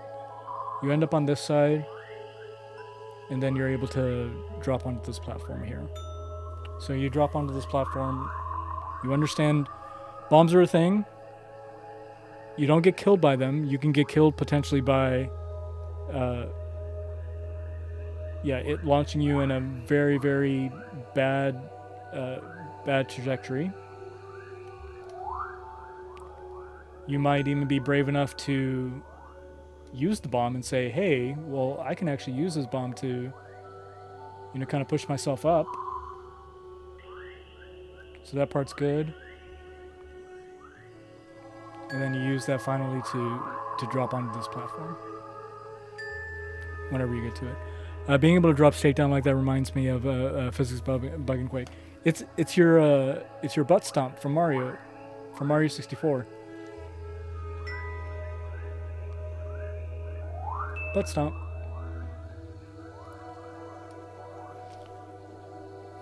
Cool. So you're on a platform. Let's make the platform a little bit more platformy. Give it a little bit of flavor on each side. There you go. Now you got a more obvious platform. What do you think? Do you think this presentation of the puzzle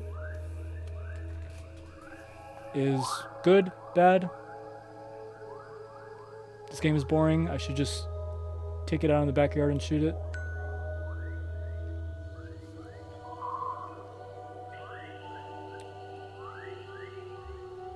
Yeah. So now you're here, and then what? Yes, but the bug was that if you were jumping forward and you tapped backwards, your forward momentum becomes 0 and you just fall.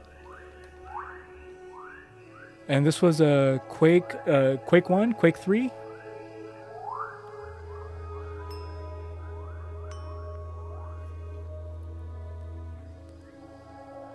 So yeah, I think that's good. Quake 1. Quake 1 blew my mind when it first came out. Absolutely blew my mind. This is fine. Everything's okay. I'm just in the middle of a bunch of bombs. Cool. So you make it onto this platform, and you're all happy. A part of this has... I don't necessarily want to go this direction, but another idea is potentially getting over it. I don't know if you're familiar with that game, but the idea being that you reach these like highest platforms, but then because of like a misplaced jump, you end up falling and just all the way down, and you're like, crap.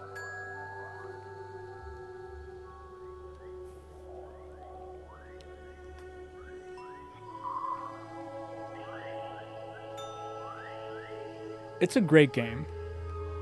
It's a really good game. I played it for 20 minutes and rage quit it, but I can see the appeal. So you use that, jump over here, use your OMS to get to this area. Spin this way. Storyline elements, Vista, interesting, interest curve stuff. You make it over here, and you're like, what the hell is that? Oh, look, it's a plant. It's just a cute, adorable plant. But it throws explosives. You try to avoid it, you're like, oh gosh, there's bombs on me, and then you get shot off. You potentially save yourself. You don't. You end up in the lava. or you start over. There you go.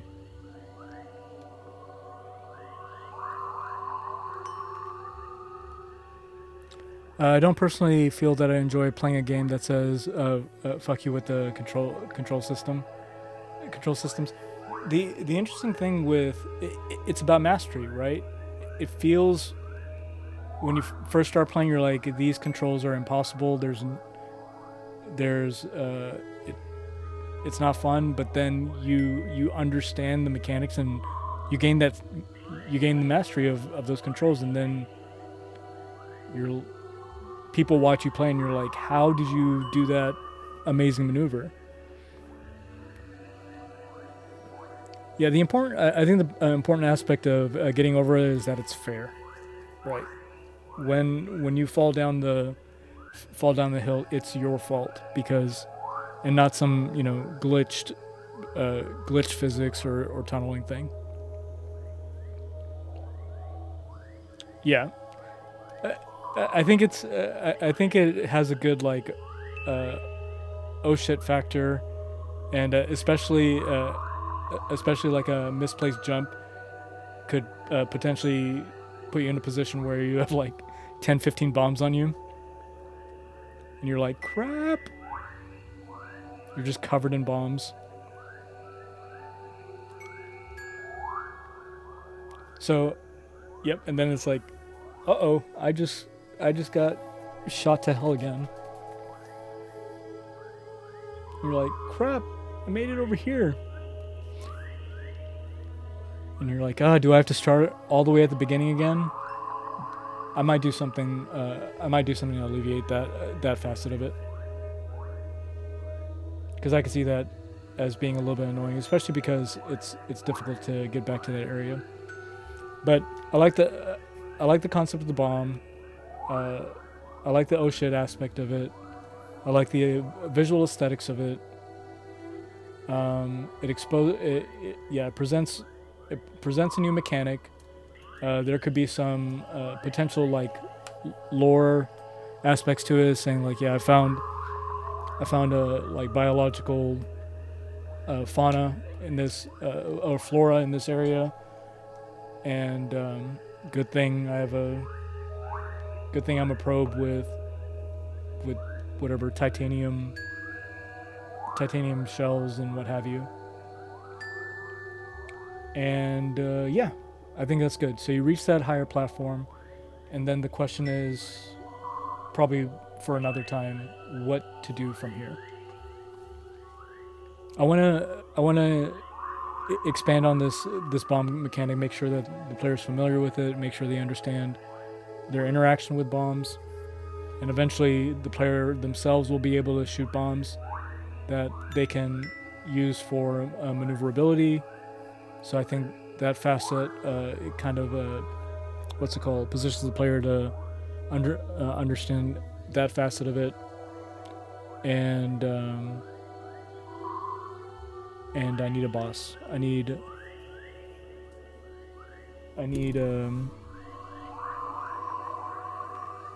civilization. It's a dead civilization. Something caused this death. I want you to see the threats. Is probably the next piece that I want to explore. I think I might want a faster bomb rate than 30.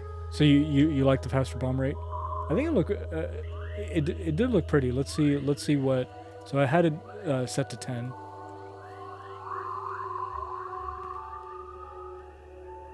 That does look pretty.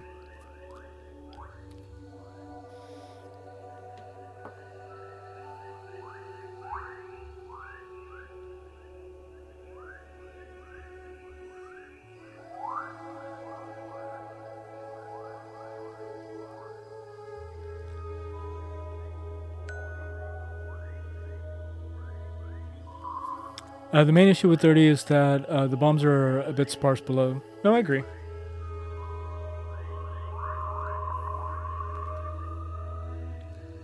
Oh, I can do what was it? Square this value?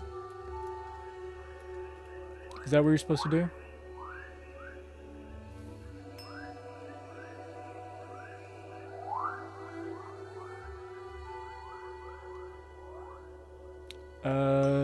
square the value, and then also times foobar.sign.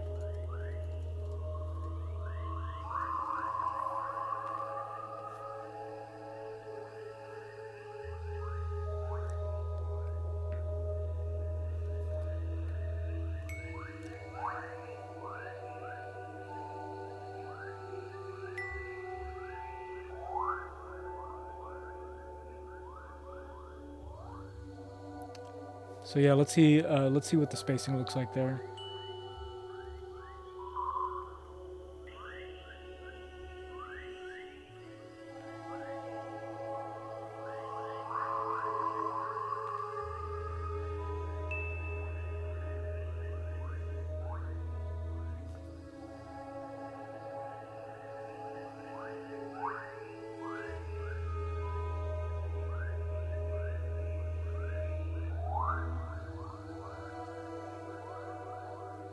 It's so cool.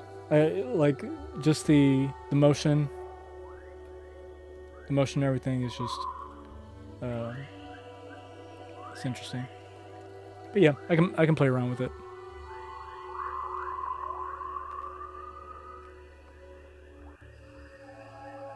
You get a small camera shake. I'm not sure if you see the camera shake or not.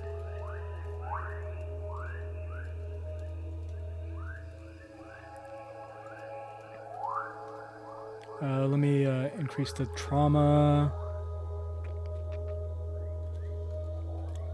Let's try. Yeah, let's double the trauma.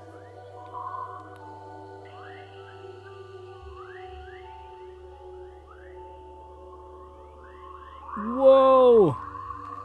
That might be a bit too much camera shake.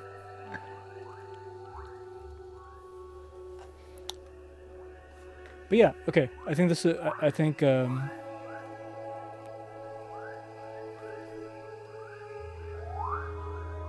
I'm gonna have to noodle on this, but I like the visuals, I like the aesthetics. I like the oh shit moment. I like the yeeting. All those things feel good. And the question is, yeah, where do we go from here? And just have to think about it. Yeah. Introduction to first enemy.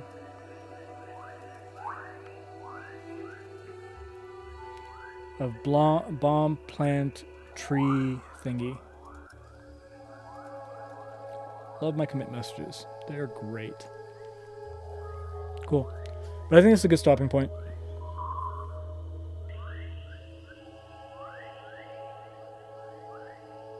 Yeah, if y'all think of any good ideas, or yeah, expansion of the mechanics,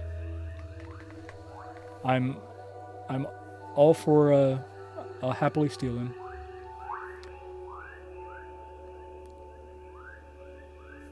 Yes, we're done.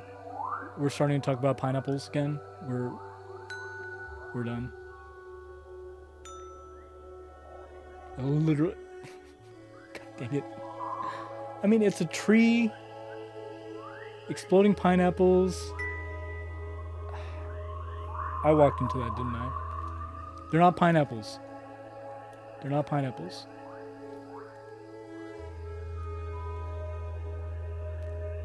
They're not pineapples. They're not exploding pineapples. They're gonna end up being exploding pineapples, aren't they? We'll see if it's the aesthetic. Maybe they are exploding pineapples. Yeah, it's like, oh shit, I've got way too many bombs on me. I think that's fun.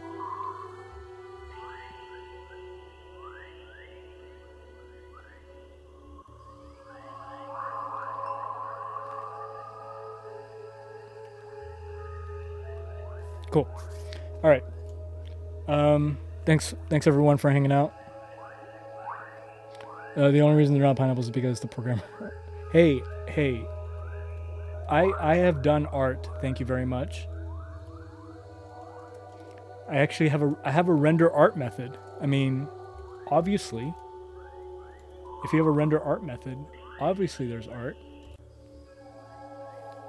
Yeah, so this is the aesthetic, this is the vibe that I'm going for.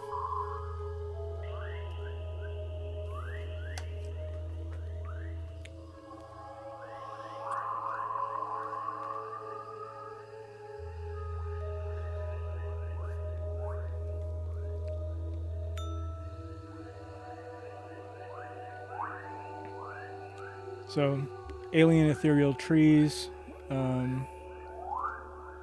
This is supposed to be like a Roman column or whatever the heck they're called. There's a plant here. Kind of alien terrain. I want to clean this up. Make it look like kind of marble or some kind of alloy. But yeah,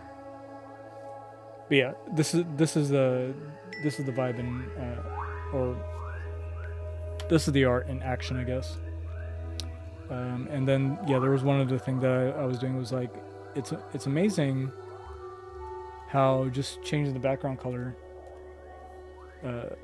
gives it a completely different feel. So if I give it like a reddish color, right? So I mean that also looks really pretty.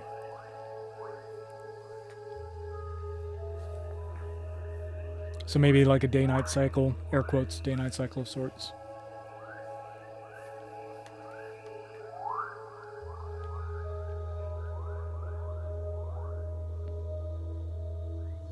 And that could be how I delineate different biomes. Is exactly. I need to clamp that value so the bomb doesn't tunnel through. But yeah, biomes. This could be a means to have different biomes, but can I make it look happy? So what if I do like 128, 128, and then 200? Yeah, gives you more of a like safe harbor kind of vibe to it.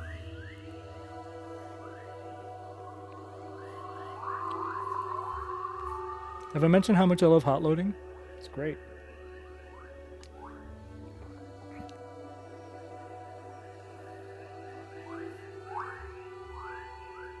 Maybe not happy, maybe safe, calm, serene.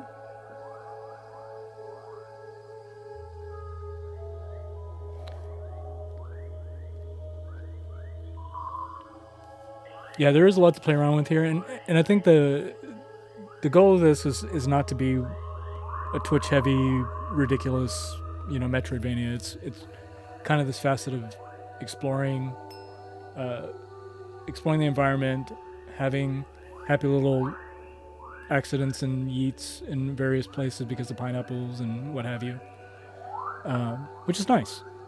It's just something to unwind with, but still get a potential fix on a world to explore with unlocks and what have you. But yeah, so I can art occasionally.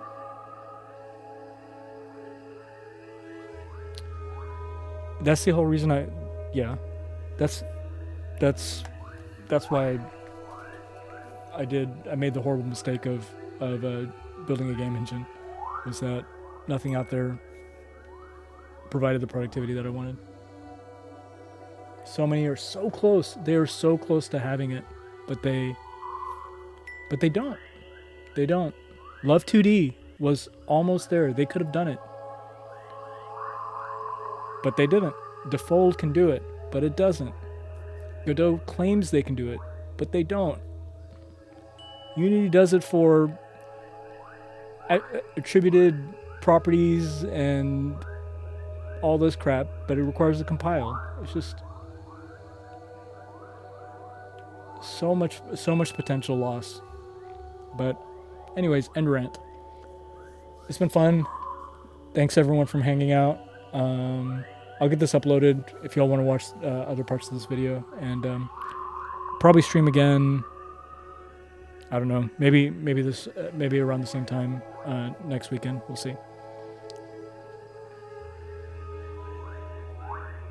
Yeah, the hot loading is really nice, where it's like I want the game state at this exact point in time, especially for like bugs and repros. It's just invaluable. Can't live without it. All right, y'all have a good one.